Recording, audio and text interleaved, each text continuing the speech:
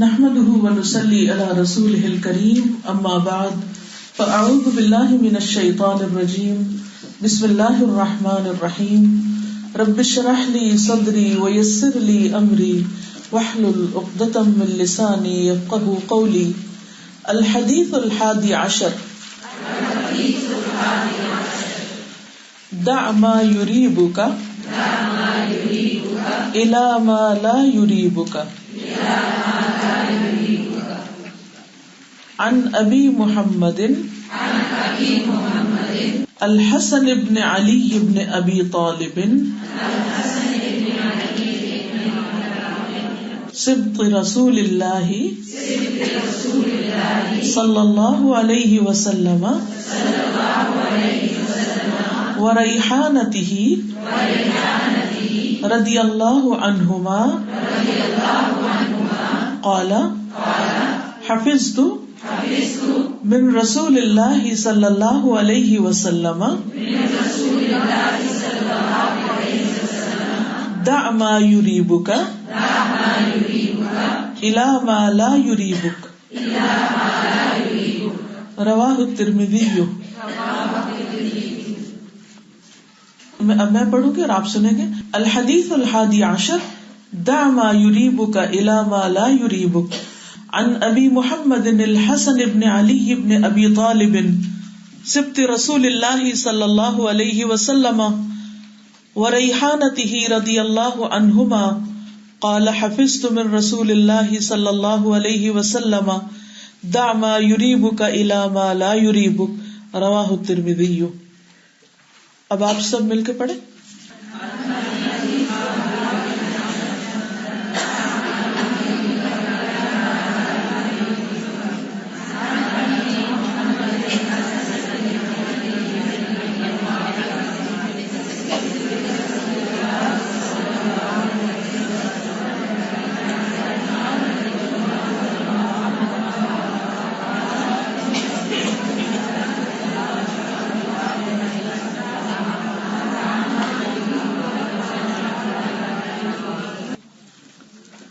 ان ابی محمد.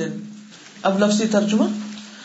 ان ابی محمد ابو محمد الحسن بن علی حسن بن علی بن ابی طالب یعنی حضرت حسن جو حضرت علی کے بیٹے ہیں، حضرت علی جو ابو طالب کے بیٹے ہیں، جن کی کنیت ابو محمد ہے.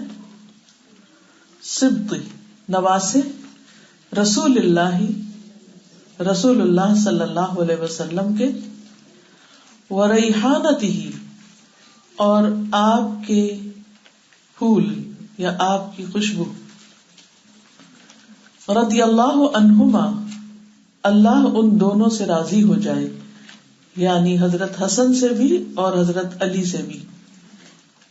قال کہا حفظت میں نے حفظ کر رکھا ہے، من رسول اللہ صلی اللہ علیہ وسلم رسول اللہ صلی اللہ علیہ وسلم سے،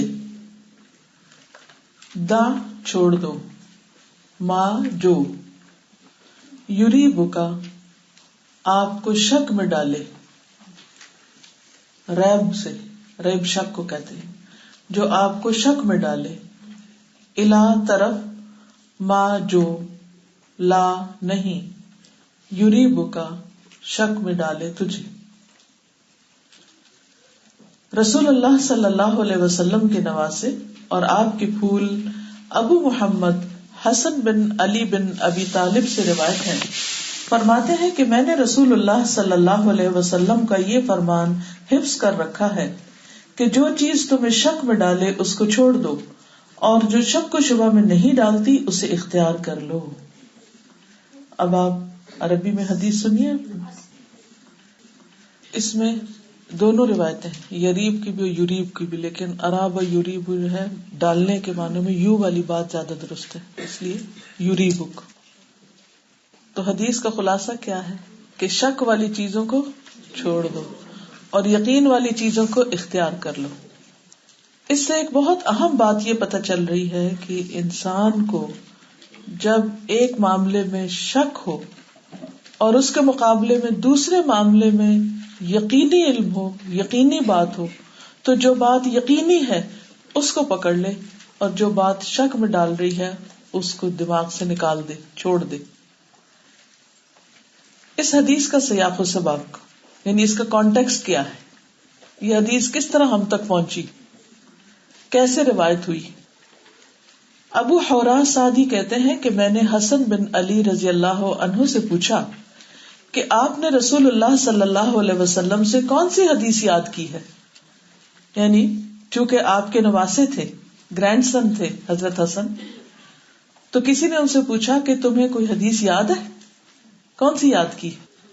انہوں نے فرمایا میں نے رسول اللہ صلی اللہ علیہ وسلم کا یہ قول یعنی فرمان، آپ کی یہ سینگ یاد رکھی ہے کہ ایسی چیز جو تمہیں شک میں مبتلا کرے اسے چھوڑ کر وہ چیز اختیار کر لو جو تمہیں شک میں نہ ڈالے، اس لیے کہ سچ اطمینان کا باعث ہے اور جھوٹ شک میں ڈالنے والی چیز ہے.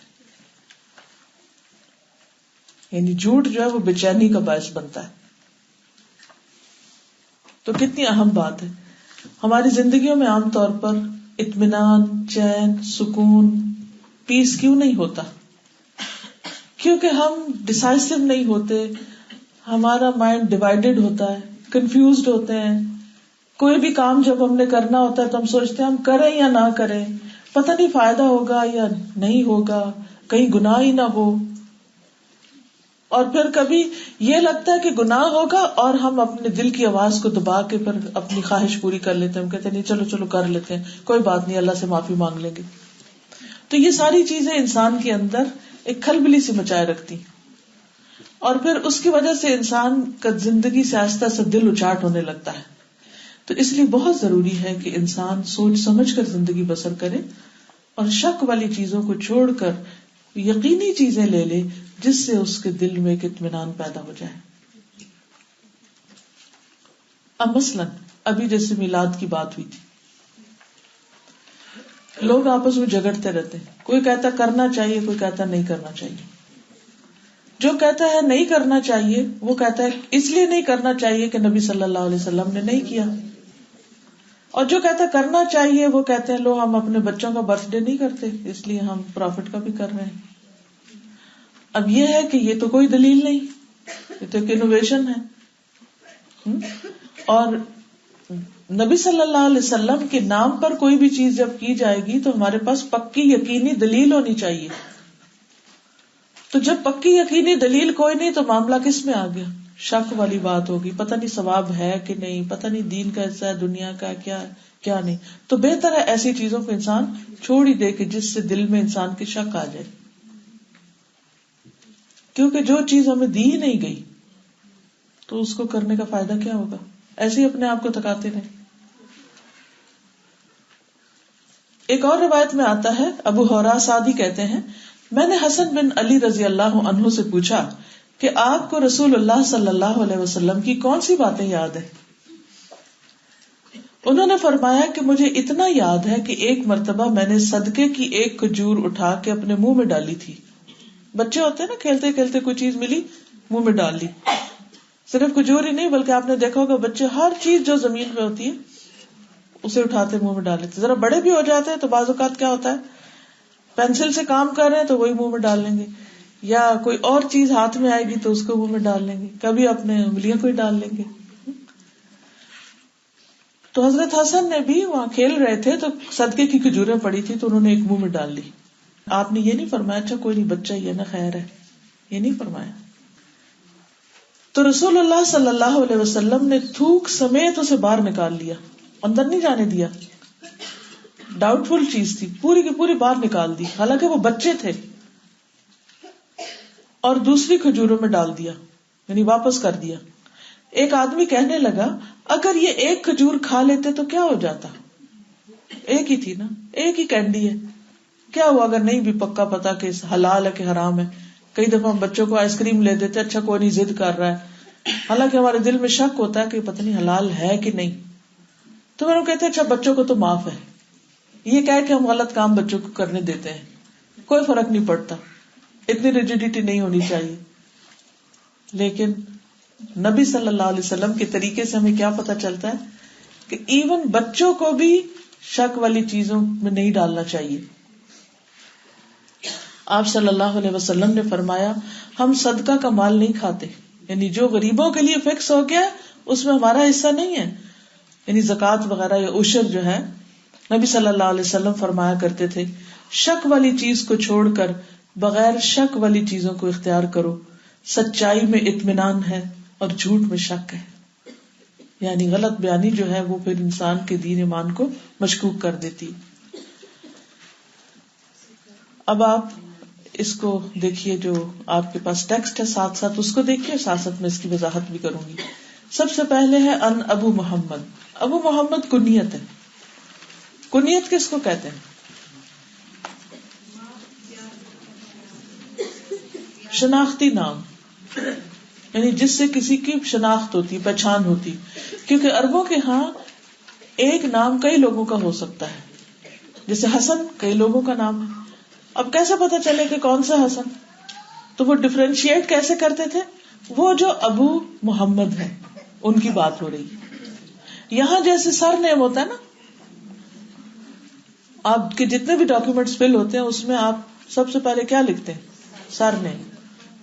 وہ آپ کی آئی ڈی بن جاتی ہے نا. سمجھ رہے ہیں؟ یا ہاں کیا کرے یا نہ کیا کرے تاکہ مجھے پتا چلے کہ میری بات آپ سن رہے ہیں. ٹھیک ہے. اچھا اب آپ دیکھیے کہ جیسے سر نیم آئی ڈی ہوتا ہے ایک طرح سے، اسی طرح عربوں کے ہاں جو کنیت تھی ابو یا یا کے نام سے شروع ہوتی، یہ ایک شناختی نام ہوتا ہے. اور اس سے ایک جیسے ناموں والے بندوں کو الگ کیا جاتا ہے کہ کون سا والا. تو ابو محمد الحسن بن علی، حسن بن علی بن ابی طالب نبی صلی اللہ علیہ وسلم کے نواسے تھے، اس لیے ان کو سبط کہا گیا. سبط یعنی آپ کی بیٹی کے بیٹے تھے. اور عربی میں جو بیٹے کا بیٹا ہو اس کو حفید کہتے ہیں. حفید، ہا فا یا دال، حفید. تو یہ جو حسن بن علی تھے یہ حضرت حسین کے بھائی تھے، حضرت حسین رضی اللہ تعالی عنہ. ان دونوں کی والدہ کا نام کیا تھا؟ فاطمہ. وہ کون تھی؟ رسول اللہ صلی اللہ علیہ وسلم کی بیٹی. ہو سکتا ہے آپ کو میری یہ کوشچن بہت سلی لگے، لیکن حقیقت یہ کہ بعض اوقات ہمارے بچوں کو یہ بھی نہیں پتا ہوتا، پروفٹ کی فیملی کے بارے میں بھی پوری معلومات نہیں ہوتی، حالانکہ ان سب سے محبت ہمارے ایمان کا حصہ ہے. ٹھیک ہے. تو آپ اپنے بچوں کو بھی اسی قسم کے کوشچنس چھوٹے چھوٹے کیا کریں. اور نبی صلی اللہ علیہ وسلم نے ان کو اپنی طرف منسوب کیا تھا ان کی بزرگی اور ان کی تکریم کے لیے. تو ایک دفعہ جب نبی صلی اللہ علیہ وسلم ایک دفعہ ممبر پر چڑھ رہے تھے تو آپ صلی اللہ علیہ وسلم نے حضرت حسن کو اٹھا لیا. آپ سب کو خطبہ دینے والے تھے، حسن کو اٹھا لیا اور پکڑ کر اٹھا کے فرمایا میرا یہ بیٹا سردار ہے. یعنی ان کو آپ نے اپنا بیٹا کہا. ہم اپنے گرینڈ چلڈرن کو اپنا بیٹا سمجھتے ہیں، یہ بیٹی سمجھتے ہیں اپنے، بلکہ بعض اوقات تو اپنے بچوں سے بھی زیادہ وہ پیارے لگتے ہیں. تو آپ صلی اللہ علیہ وسلم نے فرمایا میرا یہ بیٹا سردار بنے گا اور امید ہے کہ اللہ تعالیٰ اس کے ذریعے مسلمانوں کی 2 جماعتوں میں صلح کروائے گا. اور نبی صلی اللہ علیہ وسلم کی یہ پیشن گوئی سچ ثابت ہوئی. تو اس میں حضرت حسن کی ایک خوبی کیا پتہ چلتی ہے کہ وہ چائلڈہڈ سے ہی ان کے اندر ایسی علامات تھی کہ وہ ایک طرح سے سردار یا ایک بہت زبردست شخصیت کے مالک تھے، اور نبی صلی اللہ علیہ وسلم سے بہت مشابہت بھی تھی ان کی. جب حضرت علی رضی اللہ تعالیٰ عنہ شہید ہوئے تو اس کے بعد کس سے خلافت کا بیعت لی گئی تھی؟ یہ 4 خلفائے راشدین تھے نا. کون کون؟ حضرت ابوبکر، حضرت عمر، حضرت عثمان، حضرت علی. حضرت علی کے بعد کون خلیفہ بنے تھے؟ دیکھیں نا، حضرت حسن. یہی تو بنے تھے، یہی تو پیشن گوئی آپ نے کی تھی. حضرت حسن خلیفہ بنے تھے. ٹھیک ہے. اچھا، لیکن دوسری طرف امیر معاویہ جو تھے وہ بھی تھے، جن کو اس سے پہلے کچھ علاقوں کا، شام وغیرہ کے علاقوں کا گورنر بنایا گیا تھا. تو اب آپ دیکھیں کہ ان دو کے درمیان ایک طرح سے کشمکش شروع ہو گئی.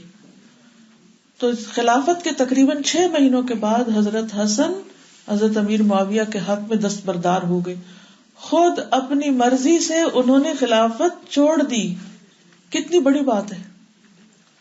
جس کو کرسی مل جائے، جس کو اقتدار مل جائے، جس کو کوئی اختیار مل جائے، جس کو کوئی عہدہ مل جائے، کیا وہ اپنی مرضی سے چھوڑتا ہے؟ لیکن انہوں نے دین کے فائدے میں اپنی مرضی سے اپنی خلافت چھوڑ دی، اور پھر اس سے مسلمانوں کے اندر بہت خیر آئی، بہت خیر و برکت آئی، اور اس کی وجہ سے مسلمانوں کی آپس کی جو اختلافات تھے اور جنگیں اور لڑائیاں اور ان بہت ساری چیزوں کے اندر امن پیدا ہو گیا، جس کے نتیجے میں مسلمان وہ جو حضرت عمر رضی اللہ تعالیٰ عنہ کے دور میں باہر اسلام کی ایکسپینشن کر رہے تھے، وہ آہستہ آہستہ جب مسلمانوں کے اندر اختلافات ہوئے تو وہ سکڑ گئی. تو پھر امیر معاویہ کے دور میں دوبارہ وہ شروع ہو گئی، اور امیر معاویہ کے جو بیٹے یزید تھے ان کے دور میں پھر استنبول کے اوپر بھی حملہ ہوا. پھر ریحانہ کا لفظ جو ہے یہ ریحان سے ہے. قرآن مجید میں کہاں آتا ہے یہ لفظ؟ سورۃ رحمان میں. اس کے علاوہ کہیں اور بھی آتا ہے. سورۃ واقعہ میں. Very good. دیکھیے یہ جواب وہ ہے جو سب کو آنا چاہیے. ریحان خوشبودار پھول کو کہتے ہیں. سورۃ واقعہ میں جہاں ریحان کا ذکر آتا ہے، روح و ریحان و جنت نعیم، کہ جب مقربین کی روح لینے کے لیے فرشتے آتے ہیں تو ریحان کے ساتھ آتے ہیں، خوشبو کے ساتھ آتے ہیں، خوشبودار پھولوں کے ساتھ آتے ہیں، یعنی ایک طرح سے ویلکم کرتے ہیں. اسی لیے آپ دیکھیں کہ بعض لوگوں کی وفات کے وقت خوشبو سے بھی پھیل جاتی ہے. بہرحال اگر نہ پھیلے تو کبھی یہ نہ سمجھیں کہ یہ کوئی نعوذ باللہ کوئی برا شخص ہے. ہر ایک کے ساتھ ایسا نہیں ہوتا، لیکن کچھ اللہ کی مرضی ہے، جب جس پر جو رحمت فرمائے، احسان فرمائے. بہرحال حضرت حسن اور حضرت حسین دونوں کے لیے آپ صلی اللہ علیہ وسلم نے یہ فرمایا تھا کہ یہ دونوں آپ کے پھول ہیں. اور ریحان وہ پھول ہے جس کی خوشبو بہت ہی عمدہ ہوتی ہے. عام طور پر ہمارے ہاں جو نیازبو ہے اس کے لیے لفظ استعمال ہوتا ہے. نیازبو کا پتہ جی، وہ اس سے ملتی جلتی ہے نا، یہ بیزل جو ہوتی ہے. اور اس کے علاوہ جو اس کو نہیں، پودینہ نہیں ہوتا، بیزل، جس یہ جو بہت چھوٹا سا پتا ہوتا ہے، آپ جا کے گوگل کر لیں، بیزل کو گوگل کر لیں، اس سے ملتا جلتا ہوتا ہے. یہ ایک ہی فیملی ہے.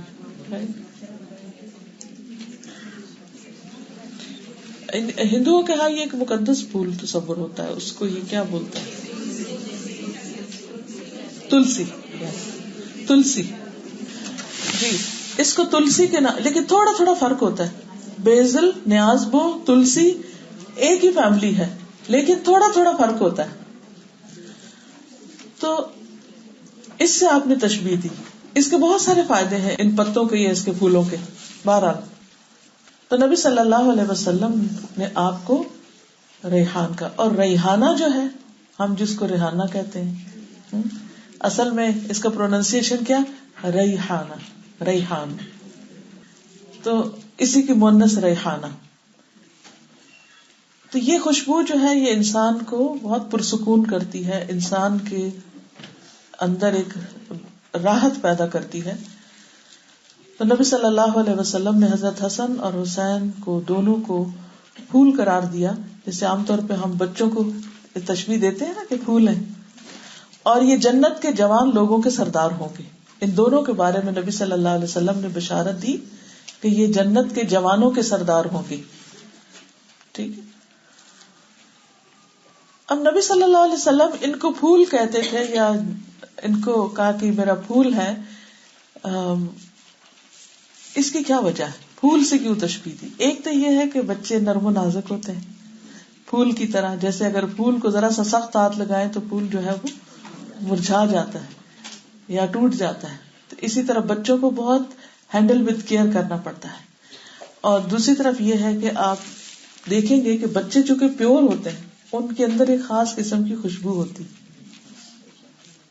اکثر مائیں جو ہیں وہ بچوں کو صرف پیار نہیں کرتی بلکہ سونگتی بھی ہیں، کیونکہ بچوں کو سونگنے سے یا بچوں کی خوشبو سے انسان کے اندر ایک عجب سا سکون آتا ہے. اور آپ نے یہ بھی دیکھا ہوگا کہ مائیں بچوں کو جو بہت دنوں کے بعد دیکھتی ہیں یا دور ہوتے ہیں بچے اور پھر واپس ملاقات ہوتی ہے تو ہاتھوں کو چومتی ہیں یا گلے لگاتی ہیں یا ایک یعنی کہ خاص خوشبو ان کے اندر سے آتی. حضرت یعقوب علیہ السلام کو بھی حضرت یوسف کی خوشبو آنے لگ گئی تھی جب اللہ سبحانہ وتعالیٰ نے چاہا. انی لاجد ریح یوسف لولا ان تفندون، اگر تم یہ نہ کہو کہ بوڑھا بہک گیا ہے تو مجھے یوسف کی خوشبو آ رہی ہے. وہ دونوں حضور صلی اللہ علیہ وسلم کے پھول تھے جن سے آپ خوش ہوتے اور آپ ان سے بہت پاکیزہ خوشبو پاتے اور پھر ان سے راحت پاتے. اور ایک حقیقت ہے کہ جیسے پھولوں کو دیکھ کے انسان کا دل خوش ہوتا ہے، ایسے ہی بچوں کو دیکھ کر بھی انسان کا دل بہت خوش ہوتا ہے. یہ بھی اللہ سبحانہ وتعالیٰ کی ایک بہت بڑی نعمت ہوتے ہیں. ابو نعیم کہتے ہیں کہ میں ابن عمر کی خدمت میں تھا تو ان میں سے ایک شخص نے حالت احرام میں مچھر کے مارنے کے متعلق پوچھا کہ اس کا کیا کفارہ ہوگا، یعنی احرام میں اگر کوئی مچھر مار دے تو. ابن عمر نے پوچھا تم کہاں کے رہنے والے ہو؟ کہا عراق کا. فرمایا اس شخص کو دیکھو کہ مچھر کی جان لینے کے لیے تاوان کا مسئلہ پوچھتا ہے، اس کا جرمانہ یا فائن کیا ہے، حالانکہ اس کے ملک والوں نے رسول اللہ صلی اللہ علیہ وسلم کے نواسے کو بے تکلف قتل کر ڈالا. میں نے آپ سے سنا آپ فرما رہے تھے یہ دونوں دنیا میں میرے دو پھول ہیں، یعنی حسن اور حسین دنیا میں میرے دونوں دو پھول ہیں. انہوں نے نبی صلی اللہ علیہ وسلم کے پھول کو ختم کر دیا اور اب مسئلہ پوچھ رہے ہیں کہ مچھر مارے تو کیا کریں. تو بعض اوقات ہم لوگوں کا حال یہی ہوتا ہے کہ چھوٹی چھوٹی چیزوں پر ہم بہت فکر مند ہوتے ہیں. مثلا میٹ حلال ہے یا حرام ہے اس میں ہم فکر کر رہے ہوتے ہیں، لیکن سود جو کہیں بڑی بلا ہے اس کے بارے میں ہم فکر ہی نہیں کرتے کہ وہ بھی کوئی حرام چیز ہے. اسی طرح بعض اوقات ہم سود کے بارے میں فکر مند ہوتے ہیں لیکن مسلمان کی غیبت کرنے کے بارے میں کوئی فکر نہیں ہوتی، حالانکہ وہ سود لینے سے بھی بڑی بلا ہے. کسی مسلمان کی عزت لوٹنا، اس کے بارے میں بری بھلی باتیں کہنا، اس کی پیٹھ پیچھے اس کی برائیاں کرنا، اس پر الزام تراشی کرنا، یہ ہم بھول جاتے ہیں. یعنی کچھ لوگوں کا تو وتیرہ یہ ہوتا ہے کہ انہوں نے ہر روز صبح ناشتے کے بعد کسی نہ کسی کو فون کر کے تو یا میاں کی برائیاں یا پھر ساس کی یا کوئی اور رشتہ داروں کی کچھ نہ کچھ انہوں نے کرنی ہوتی. پہلے زمانے میں لوگ گلی محلوں میں جیسے رہتے تھے تو بس نکلے اور کبھی کسی گھر جا بیٹھے، ادھر برائیاں کی، ادھر سے چار چیزیں دیکھ لی، کسی اور گھر میں جا کے کہا میں وہاں یہ دیکھ کے آئی ہوں، وہاں سے اور تو اس یعنی کہ سوشلائزنگ اس کے بغیر ہوتی نہیں کہ دوسروں کی برائیاں کی جائیں یا دوسروں پہ ہنسا جائے. تو یہ ایک بہت بڑا جرم ہے، بہت بڑا. کسی کا مذاق اڑانا، کسی کا برا چاہنا اور کسی کے ساتھ بدسلوکی کرنا اور اس کی عزت لوٹنا. جس طرح کسی کا خون حرام ہے نا، کہ کسی کو مارنا یا زخم لگانا یا اس کو ایسی چوٹ لگانا کہ جس سے اس کی بلیڈنگ ہو جائے، اسی طرح اس کا مال بھی حرام ہے کہ کسی کا مال آپ چوری نہیں کر سکتے. اور جس طرح خون یعنی جان اور مال حرام ہے، اسی طرح کسی کی عزت حرام ہے. لیکن ہم اس کی کیا فکر کرتے ہیں؟ ہم سب اپنے آپ کو سوچیں، اپنے بارے میں سوچیں، کسی اور کو نہ دیکھیں، اپنے آپ کو دیکھیں. سوچیے صبح سے لے کے اب تک کہیں میں نے کسی کے بارے میں کسی کے خلاف کوئی بات تو نہیں کی کسی سے، اور الحمدللہ اگر نہیں کی تو شام تک پھر اپنے سے عہد کرنا ہے. اصل میں پتہ کیا ہوتا ہے، وہ شیطان کا ایک ایسا وسوسہ ہوتا ہے، ایک دم وہ ہم پہ حملہ کرتا ہے اور ہمارے منہ سے کچھ نہ کچھ نکلوا دیتا ہے. تو اس میں اپنے آپ پر کنٹرول کرنا سیکھیں کہ ہمیں کسی کی بات نہیں کرنی، کیونکہ جو ہی آپ کسی کی بات کرتے ہیں تو آپ کی نیکی اس کی طرف چلی جاتی. ہم اپنا قیمتی مال دوستوں کو بھی نہیں دیتے اور اپنی نیکیاں جو قیمتی مال سے بھی قیمتی ہے اپنے دشمنوں کو دے دیتے ہیں. دیکھیں نا، نیکی کب ملتی ہے انسان کو؟ جب کوئی نماز پڑھتا ہے. کوئی اگر کہے یا میرے لیے نماز پڑھ کے دے دو مجھے، اپنی پڑھنی مشکل ہے، کسی کے لیے کیا پڑھ کے دیں گے؟ صدقہ خیرات کرنا مشکل کام ہے، اس سے ہمیں نیکی نصیب ہوتی ملتی. اب جب مل گئی تو ادھر سے نیکی کی، ادھر سے کسی کی برائی کی، وہ جو کمایا تھا وہ ساتھ ہی ادھر بیچ دیا، کیا حاصل ہوا؟ تو اس لیے اگر ہم واقعی اپنے خیر خواہ ہیں اور اپنی عاقبت اچھی کرنا چاہتے ہیں تو پھر ہمیں ان چیزوں پر غور کرنا ہوگا کہ حرام صرف کھانے پینے کا حرام نہیں ہے، حرام باتوں میں بھی ہے، حرام نگاہوں کا بھی ہے، حرام کانوں میں بھی آتا ہے، حرام پیٹ میں بھی جاتا ہے. تو یہ دنیا ایک امتحان کی جگہ ہے، اور اگر ہم اللہ کی نافرمانی کے کام کریں گے تو ایسا نہیں کہ یوں ہی چھوڑ دیے جائیں گے.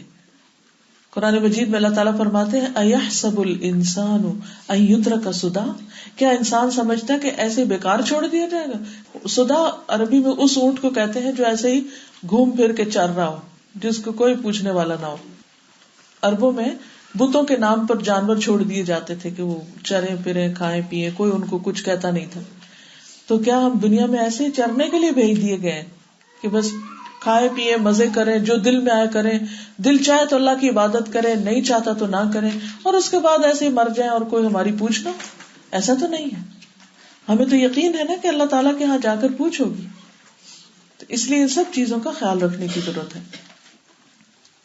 رسول اللہ صلی اللہ علیہ وسلم اپنے نواسوں کے ساتھ خصوصی شفقت کا معاملہ کیا کرتے تھے، جس سے ہمیں یہ بات پتہ چلتی ہے کہ بچوں کے ساتھ سب کو پیار کرنا چاہیے، نرمی کا معاملہ کرنا چاہیے، محبت کا معاملہ کرنا چاہیے. رسول اللہ صلی اللہ علیہ وسلم حضرت حسن کے لیے اپنی زبان باہر نکالتے، ایسے کر کے ایسے باہر نکالتے، اور جب حضرت حسن آپ کی زبان دیکھتے تو کھل اٹھتے، یعنی ایک دم ہنسنے لگتے، خوش ہو جاتے. پتا نا کہ بچوں کے ساتھ بچوں کے لیول پہ آ کے معاملہ کرنا پڑتا ہے، اور اس میں کوئی حرج نہیں ہے. بعض اوقات ہم جناب بڑے عالم فاضل بن جاتے ہیں اور ہم سوچتے ہیں کہ بڑے معزز انسان ہو گئے ہیں، اور اب ہم کسی بچے کے ساتھ پیار کا معاملہ کریں یا اس کے ساتھ کوئی بچگانہ حرکت کریں.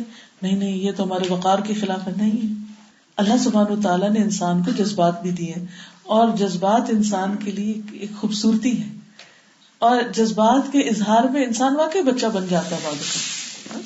تو کوئی حرج نہیں ہے کبھی بچہ بننے میں بھی، کیونکہ جو لوگ ہر وقت اپنے اوپر ایک مصنوعی خول چڑھائے رکھتے ہیں دینداری کا، ایک تسنن کا، ایک نارمل انسان کی طرح نہیں رہتے، وہ اپنے آپ کو ٹارچر دیتے. ہمیں ایک نارمل انسان کی طرح رہنا چاہیے. ٹھیک نہیں کہ ہر وقت ہم بچے بنے پھرے اور کسی وقت سنجیدگی نہ اختیار کرے، پھر وہی اعتدال والی بات. لیکن ہم میں سے کبھی کوئی سوچ سکتا ہے کہ نبی صلی اللہ علیہ وسلم ایسے بھی کرتے تھے؟ ہمارے سامنے تو ایسی پکچر بنا کے دکھائی جاتی ہے کہ بس وہ صرف ڈرنے کی چیز تھی.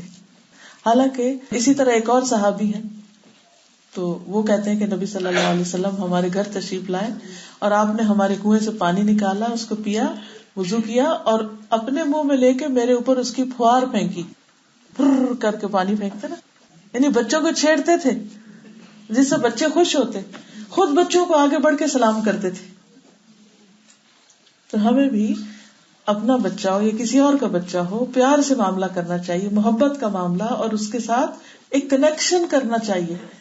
بچے شائع ہوتے ہیں، مثلاً آپ کسی کے گھر جاتے ہیں، عموماً کیا ہوتا ہے بڑے آپس میں باتیں کرتے رہتے ہیں اور بچوں کو اگنور کر دیتے. کبھی بچوں کو اگنور نہ کریں، خاص طور پر اگر آپ دین پر ہیں.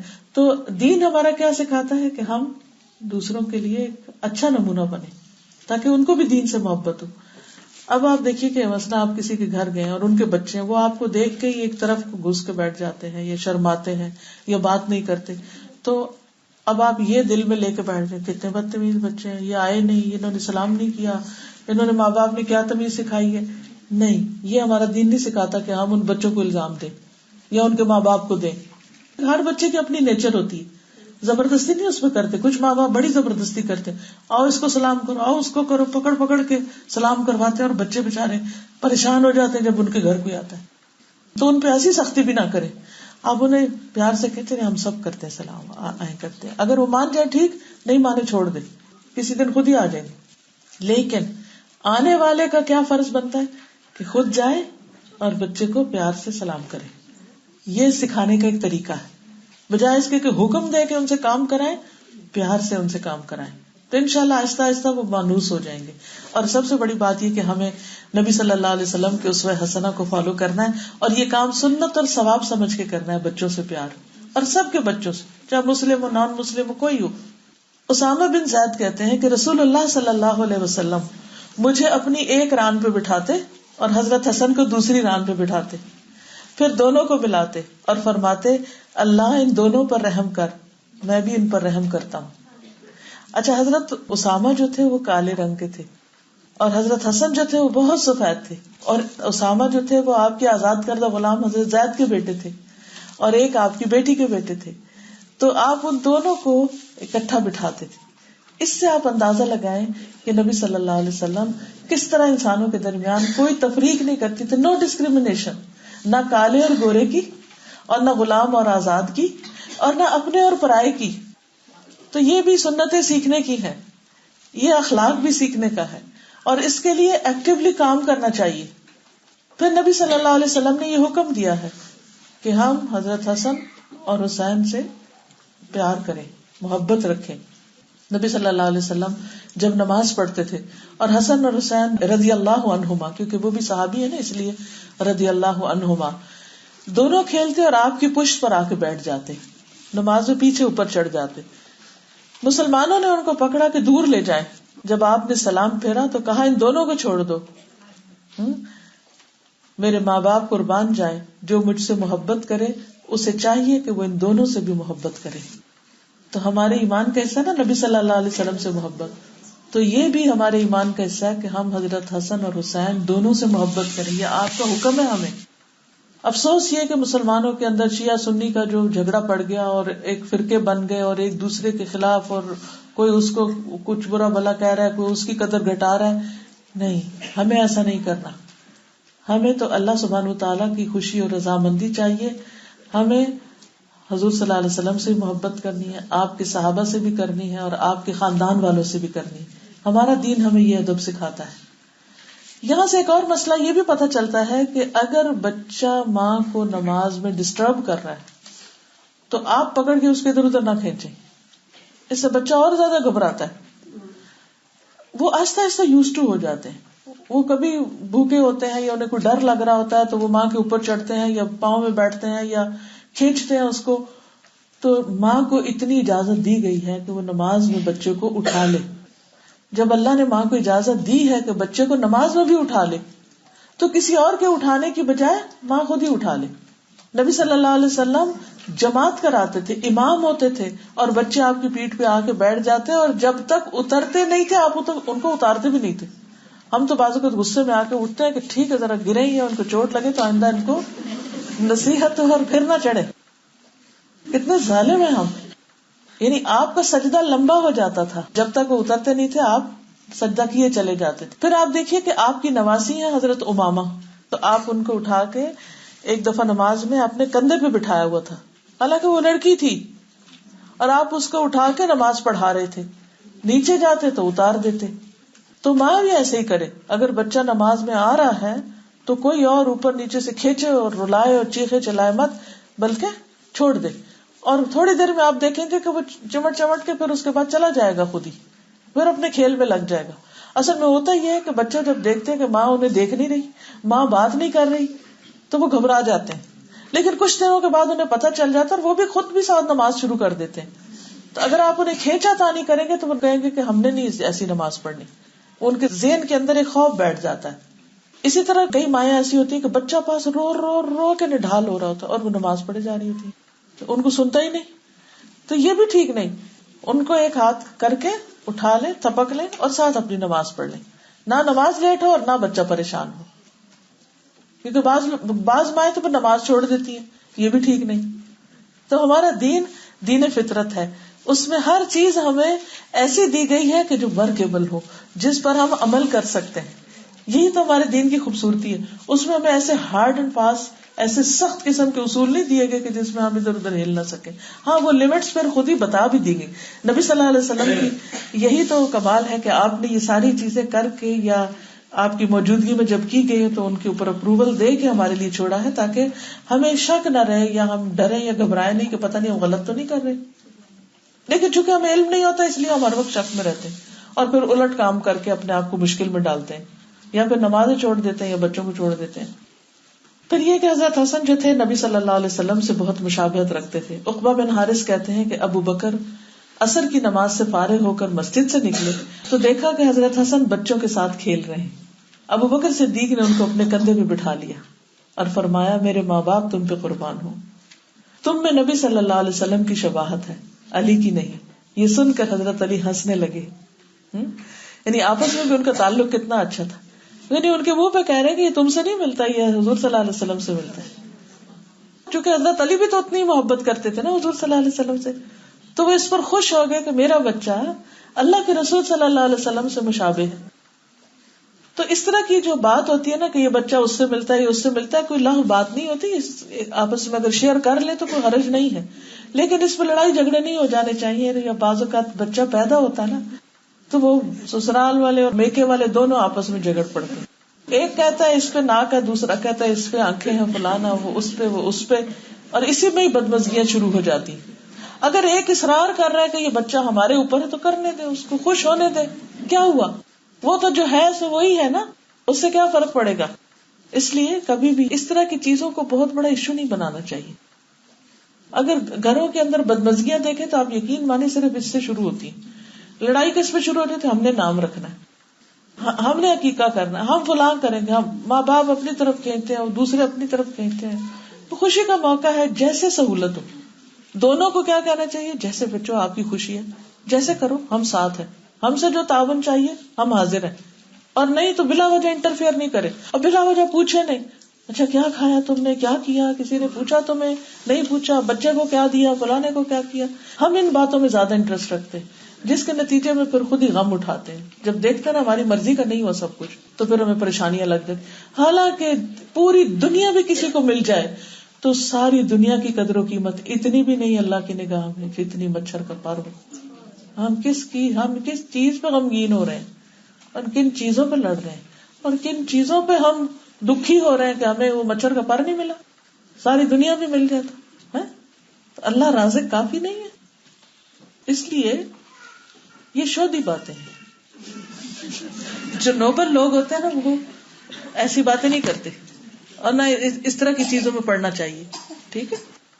پھر یہ جیسے میں نے پہلے عرض کیا کہ جنت کے جوانوں کے سردار ہیں, تو اس کے بارے میں جو حدیث میں آتا ہے وہ آپ کو سناتی ہوں. حضرت حذیفہ کہتے ہیں کہ میری والدہ نے پوچھا تم رسول اللہ صلی اللہ علیہ وسلم کی خدمت میں کتنے دن بعد حاضر ہوتے ہو, کب جاتے ہو, کب حاضری دیتے ہو. عرض کیا اتنے دنوں سے میرا آنا جانا چھوٹا ہوا ہے, کوئی کام ہوگا تو نہیں گئے. اس پہ وہ بہت ناراض ہوئی, کیوں نہیں گئے. میں نے کہا اچھا آپ جانے دیجیے, میں آج ہی نبی صلی اللہ علیہ وسلم کی خدمت میں حاضر ہو کر آپ کے ساتھ مغرب کی نماز پڑھوں گا, ان سے اپنی اور آپ کی مغفرت کی دعا کے لیے کہوں گا. میں گیا اور آپ کے ساتھ مغرب پڑھی. پھر آپ صلی اللہ علیہ وسلم عشاء تک نماز میں مشغول رہے, نفل پڑھتے رہے. عشاء پڑھ کے لوٹے, میں آپ کے پیچھے پیچھے آ گیا. آپ نے آواز سنی تو پوچھا کہ کون ہے. میں نے کہا, آپ نے پوچھا حذیفہ. میں نے عرض کیا جی ہاں. فرمایا تمہیں کیا کام ہے, یہ تو میرے پیچھے جو آ رہے کوئی کام ہے. اللہ تمہاری اور تمہاری والدہ کی مغفرت کرے. پھر آپ نے فرمایا یہ ایک ایسا فرشتہ جو آج کی رات زمین پر اترا ہے, اس سے پہلے کبھی نہیں اترا تھا. آج اس نے اپنے رب سے مجھے سلام کرنے اور یہ خوشخبری دینے کی اجازت چاہی کہ فاطمہ جنتی عورتوں کی سردار ہیں اور حضرت حسن اور حسین جنت کے نوجوانوں کے سردار ہوں گے. تو نبی صلی اللہ علیہ وسلم کی ملاقات سے خیر ہی خیر پہنچی. اب اس وقت ہم لوگ آپ سے تو ملاقات نہیں کر سکتے, لیکن آپ کی حدیثیں پڑھنا, آپ کی سیرت کے بارے میں پڑھنا ایسے ہی ہے جیسے آدھی ملاقات ہو گئی. اور پھر آپ دیکھیے کہ جب ہم کسی ایسی مجلس میں حاضر ہوتے ہیں جس میں ایسا علم دیا جا رہا ہو تو لازمی طور پر آپ کے اخلاق میں سے کچھ سیکھتے ہیں اور پھر اس کو اپنانے کی کوشش کرتے, تو پھر ہی صحیح معنوں میں ہم آپ کی امت کہلانے کا حقدار ہیں نا. جب ہمارے اندر کچھ ایسے اثرات آئیں گے تو قیامت کے دن آپ ہماری شفاعت کریں گے, ہمیں کچھ پہچانیں گے کہ واقعی یہ میری امت کے لوگ ہیں. ورنہ اگر ہمارا سارا اسٹائل, ڈریس اپ, ہر چیز ہم کسی اور ہی کلچر کے مطابق کر رہے ہوں, نہ ہمارے اخلاق میں, نہ زبان میں, نہ گفتگو میں, نہ نمازوں میں کوئی اثر ہی نہیں دین کا, تو قیامت کے دن آپ ہمیں کیسے پہچانیں گے؟ ہم تو کہیں اجنبی نہ ہو آپ کے سامنے. تو اس لیے قرآن مجید کے علاوہ نبی صلی اللہ علیہ وسلم کی حدیث کا علم حاصل کرنا بہت ضروری ہے. بے حد ضروری ہے. تو اب اس میں آپ دیکھیے کہ ماں کا فرض بنتا ہے کہ وہ بچے کو چاہے وہ کتنا ہی سمجھدار کیوں نہ ہو، وہ اسے مسجد جانے کی، دین کی مجلسوں میں جانے کی تلقین کرے، کیونکہ ہم سب بھولنے والے ہیں. بعض اوقات ہم، جیسے میں نے کل بھی کہا تھا نا، کہ اپنی دوستوں کو، عزیزوں کو ضرور کہہ کے لائیں، ان کو آفر کریں، کیونکہ اگر آپ کے کہنے سے کوئی ایک شخص بھی ہدایت پا گیا، اس کے دل میں اسلام کی محبت آ گئی، تو سارا اجر و ثواب آپ کو جائے گا. صرف تھوڑی سی ایفرٹ، چھوٹی سی ایفرٹ. تو اس میں آپ دیکھیے کہ وہ گئے ہیں اور پھر بات سنی آپ کی، اور پھر اس کو آگے روایت کیا، اور ہم سب کے لیے ایک خوشی کی بات ہوئی. تو اب ہم اس حدیث کے جو الفاظ ہیں ان کے اوپر تھوڑا سا غور کریں گے. رسول اللہ صلی اللہ علیہ وسلم نے فرمایا، دع ما یریبک الی ما لا یریبک. دع کا مطلب ہے چھوڑ دو. ما یریبک، جس چیز کی وجہ سے تمہیں شک اور بے چینی لاحق ہو. الی ما لا یریبک، اس چیز کو اپنا لو جس کے ساتھ آپ کو شک اور بے قراری لاحق نہ ہو. یعنی شک والی چیز چھوڑ کر ایسی چیز اختیار کرو کہ جس سے تمہیں اطمینان نصیب ہو. آپ دیکھیے کہ کس طرح صرف چند الفاظ ہیں حضور صلی اللہ علیہ وسلم کے، جو اپنے اندر ایک بہت بڑا معنی سمیٹے ہوئے ہیں، اور اس کو جامع کلمات میں سے شمار کیا گیا ہے. رسول اللہ صلی اللہ علیہ وسلم نے فرمایا، بعثت بجوامع الکلم، مجھے جامع کلمات دے کر بھیجا گیا ہے، یعنی چند الفاظ کے اندر زیادہ بڑی بات کہنے کی صلاحیت. بعض اوقات ہم ایک لمبی بات کرتے ہیں، لیکن اس کے نتیجے میں دوسرے کو نہیں سمجھ آتی کہ مقصد کیا تھا اس بات کا، تو اس سے اپنا بھی وقت ضائع ہوتا ہے اور دوسرے کا وقت بھی ضائع ہوتا ہے. لیکن کچھ لوگ چند لفظوں میں بات کرتے ہیں لیکن سارا مفہوم واضح کر دیتے ہیں. تو یہ نبی صلی اللہ علیہ وسلم کی خاص خصوصیت تھی کہ آپ جوامع الکلم کو، یعنی مختصر بات کو کرنا جانتے تھے، جس سے بہت بہترین اور مفید بات آپ دوسرے کو بتا سکتے تھے. تب آپ دیکھیے کہ جب بندہ اس حدیث پہ عمل شروع کرتا ہے تو اس کے لیے کتنا فائدہ ہے اس میں. کیا کہ شک والی چیز چھوڑ دو، جس میں شبہ پڑ جائے اس کو چھوڑ دو، اور اس چیز کو لے لو جس میں شک نہیں. اس سے انسان بہت سی غلطیوں سے بچ جاتا ہے اور بہت اطمینان نصیب ہو جاتا ہے. اور یہ اس صورت میں ہے جب یہ چیز وسوسے کی حد تک نہ پہنچ جائے. اگر وسوسے کی حد تک پہنچ جائے تو پھر اس کا خیال نہیں کرنا چاہیے، یعنی وسوسوں کی پرواہ نہیں کرنی چاہیے. تو اصول کیا ہوا کہ شک والے کام میں یقینی بات پہ اعتماد کیا جائے. رسول اللہ صلی اللہ علیہ وسلم نے فرمایا، جب تم میں سے کسی کو اپنی نماز میں شک ہو جائے، تو غور سے سنیے کیونکہ اکثر لوگ اس مسئلے کا شکار رہتے ہیں. جب تم میں سے کسی کو اپنی نماز میں شک ہو جائے اور معلوم نہ ہو کہ کتنی رکعتیں پڑھی ہیں. آپ کے ساتھ ہوا نا کبھی؟ 3 پڑھی ہیں کہ 4 پڑھی ہیں؟ تو شک کو چھوڑ کر جتنی رکعتوں کا یقین ہو اس کے مطابق نماز پڑھیں. مثلا اگر آپ کو شک ہوا ہے کہ 3 پڑھی ہیں کہ 4، تو 3 تو یقینی بات ہے کہ 3 تو پڑھی ہیں، چوتھی کا یقین نہیں. تو اب کیا اصول ہوگا؟ شک والی چیز چھوڑ دو، یعنی 3 والی چیز کو لے لو جو یقینی ہے، اور چوتھی کا شک ہے تو شک والی کو چھوڑ دو. ٹھیک ہے، اور 1 رکعت اور پڑھ لو. تو اس کے مطابق پھر طریقہ کیا ہوگا کہ انسان نماز پڑھے 3 یا 4 میں سے. جیسے 3 پڑھی، میں طریقہ بتا رہی ہوں، توجہ سے سنیے. کہ مثلا انسان کیا کرے، مثلا آپ چوتھی کے لیے کھڑے ہوئے لیکن آپ کو یہ خیال ہے کہ نہیں یہ تو 3 ہوئی، تیسری میں ہو، تو اب آپ تیسری پڑھنے کے بعد 1 رکعت اور پڑھ لیں گے. لیکن اصل میں وہ 5 ہو گئی،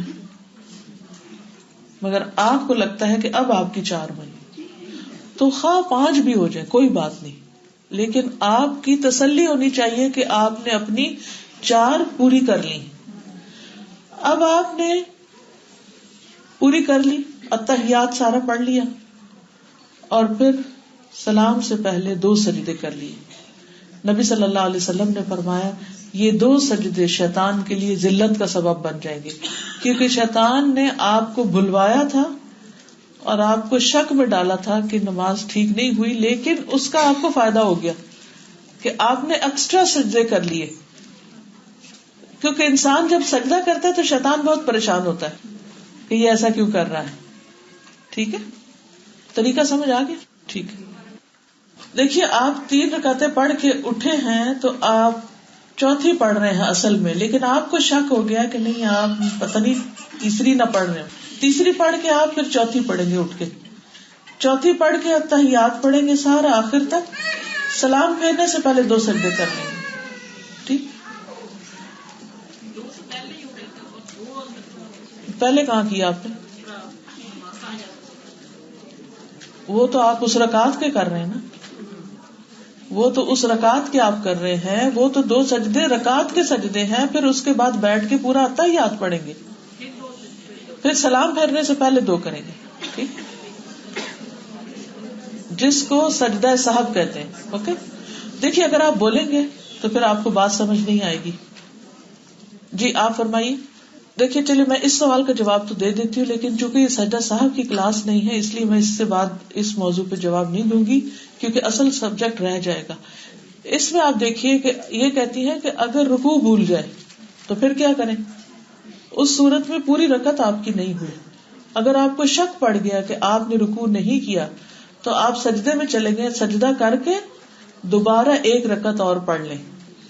ٹھیک ہے، 1 رکعت اور پڑھ لیں، کیونکہ اگر کسی نماز کے اندر کسی رکعت میں رکوع نہیں یا سجدہ نہیں تو وہ رکعت ہوتی نہیں، اس کی جگہ 1 رکعت اور پڑھنی پڑے گی. اور اسی طرح جب رکعت پڑھ کے التحیات آخر تک پڑھ کے سلام سے پہلے 2 سجدے کریں گے. ٹھیک ہے، چلیے. پھر آپ دیکھیے کہ عام طور پر شکوک جو ہوتے ہیں وہ عبادات میں لاحق ہوتے ہیں.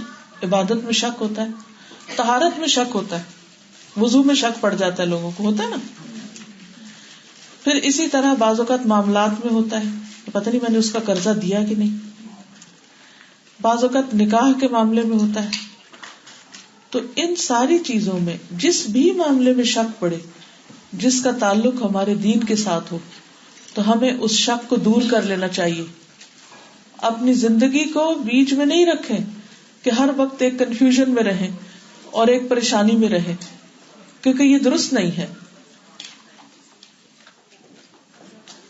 کیونکہ ہمیں کیا بتایا گیا ہے؟ شک والی چیز کو چھوڑ کر یقین والی چیز کو اختیار کر لو. اب مثال کے طور پر آپ دیکھیے کہ آپ نے وضو کیا ہوا تھا، ظہر کی نماز پڑھی، تھوڑی دیر کے بعد عصر کی نماز شروع ہو گئی. اب آپ نماز کے لیے کھڑے ہونے لگے تو آپ کو شک ہوا کہ پتہ نہیں میرا وضو ہے کہ نہیں. اب آپ اس شک کو نہیں کنسیڈر کریں گے، کیونکہ آپ کو یہ یقین ہے کہ پہلے آپ نے وضو کیا تھا اور آپ نے ظہر کی نماز پڑھی تھی، اور آپ کو کچھ یاد نہیں کہ اس کے بعد وضو ٹوٹا کہ نہیں. ٹھیک، تو اس شک کو کوئی حیثیت نہیں دیں گے. آپ عصر کی نماز پڑھ لیں گے کیونکہ آپ کا یقین ہے کہ آپ نے وضو کیا تھا. کیونکہ یہ بھی شیطان کا ایک حربہ ہوتا ہے کہ وہ آ کر انسان کو پریشان کرتا ہے تاکہ اس کی نماز میں خشوع و خضوع نہ رہے. پھر آپ دیکھیں کہ ابن عباس سے مروی ہے کہ ایک مرتبہ عمر رضی اللہ عنہ نے ان سے پوچھا کہ اے لڑکے، کیا تم نے نبی صلی اللہ علیہ وسلم سے یا کسی صحابی سے یہ مسئلہ سنا ہے کہ اگر کسی آدمی کو نماز میں شک ہو جائے تو وہ کیا کرے؟ یہ روز کا مسئلہ ہے، اور ہم روز ایسی نماز پڑھتے ہیں کہ اس کے بعد اطمینان ہی کوئی نہیں نصیب ہوتا. تو اکثر لوگ شکایت کرتے ہیں نماز بھی پڑھتے ہیں پھر بھی چین نہیں آتا. کیوں نہیں آتا؟ کیونکہ پتہ ہی نہیں کہ اب کریں کیا، تو اسی میں ہی رہتے ہیں. شک جو ہے وہ زندگی کا سب سے تکلیف دہ چیز ہے، چاہے کسی انسان پہ ہو جائے، آپس کے ریلیشن شپ میں ہو جائے، کسی کام کے کرنے یا نہ کرنے پہ ہو جائے، اور خصوصاً جو فرض کے درجے میں کام ہے اگر ان میں ہو جائے. اب اس میں آپ یہ بھی دیکھیے کہ بعض اوقات انسان کو اپنے اوپر شک ہونے لگتا ہے کہ میں نے کوئی کام کیا کہ نہیں کیا، یا کسی انسان پہ یا جس سے نالج لے رہے ہوتے ہیں اس پہ شک ہو جاتا ہے. تو یہ ساری چیزیں انسان کی جو پروڈکٹیوٹی ہے اس کو متاثر کرتی ہیں.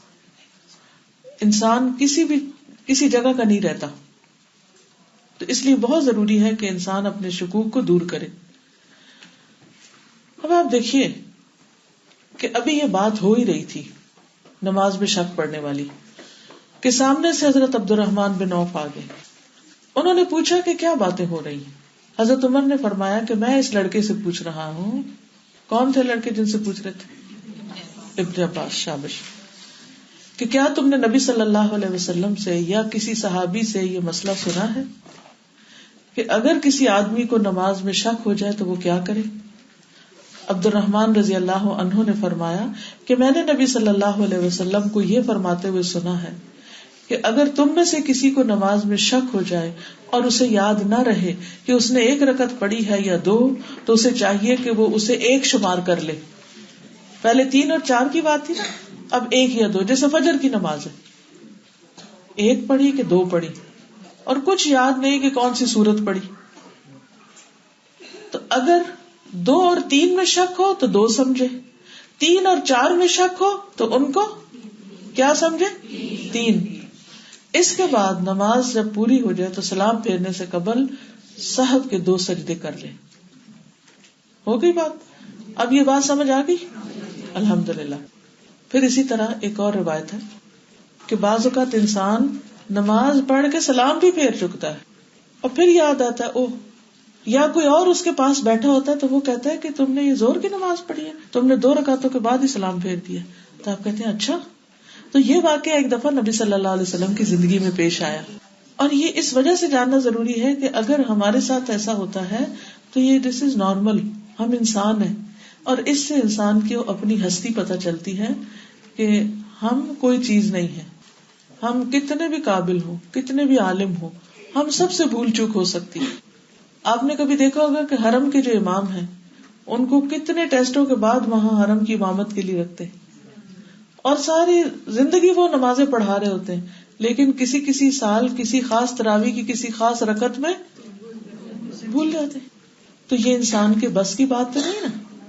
اس لیے کسی کی بھول چوک پر اس کو معاف کر دینا چاہیے. اللہ تعالیٰ بھی معاف کر دیتا ہے, اور ہمیں اس پر دعا بھی مانگنی چاہیے. ربنا لا تؤاخذنا ان نسینا او اخطانا. اللہ تو ہمیں نہ پکڑنا اگر ہم بھول جائیں یا ہم یعنی کہ ان نسینا اگر ہم بھول جائیں, او اخطانا یا ہم سے کوئی خطا ہو جائے, تو ہمیں نہ پکڑنا, ہمیں نہ پوچھنا, کیونکہ ہم انسان ہیں, ہم کمزور ہیں, ہم سے غلطیاں ہوتی ہیں. تو بہترین غلطیاں کرنے والے کون ہیں؟ جو اپنی غلطیوں پہ معافی مانگ لیتے ہیں, سوری کر لیتے ہیں, بس بات ختم. تو ابو ہریرہ کہتے ہیں کہ رسول اللہ صلی اللہ علیہ وسلم نے ہمیں پچھلے پہر کی ایک نماز پڑھائی, ظہر یا عصر کی نماز تھی, اور آپ نے 2 رکعتیں پڑھا کے سلام پھیر دیا. اور یہ کون ہے؟ اللہ کے رسول صلی اللہ علیہ وسلم. 2 رکعتوں کے بعد سلام پھیر دیا. پھر آپ مسجد کے سامنے ایک لکڑی کے پاس کھڑے ہوئے اور اپنے دونوں ہاتھ اس پر رکھ لیے, یعنی نماز کا سلام پھیر کے کھڑے ہو گئے, لکڑی پہ ہاتھ رکھ لیے. آپ کا ایک ہاتھ دوسرے کے اوپر تھا, اس طرح یوں, اور آپ کے چہرے پر ناراضگی کے آثار نمایاں تھے. کوئی چیز آپ کو بادر کر رہی ہوگی, کسی نے کوئی ایسی غلطی کی ہوگی کہ آپ ناراض ہو رہے تھے. پھر جلد باز لوگ مسجد سے نکل آئے, یعنی انہوں نے 2 پڑھی, انہوں نے نہیں دیکھا کیا پڑھا کیا نہیں, بس نکل کے چلے گئے. کہنے لگے نماز کم ہو گئی ہے, نماز کم ہو گئی ہے, یعنی 4 رکعتیں اب 2 ہو گئی. خود ہی فیصلہ کر لیا. لوگوں میں سیدنا ابو بکر اور سیدنا عمر رضی اللہ عنہ بھی تھے, سمجھدار لوگ, مگر ہیبت کے باعث وہ آپ سے بات نہیں کر رہے تھے.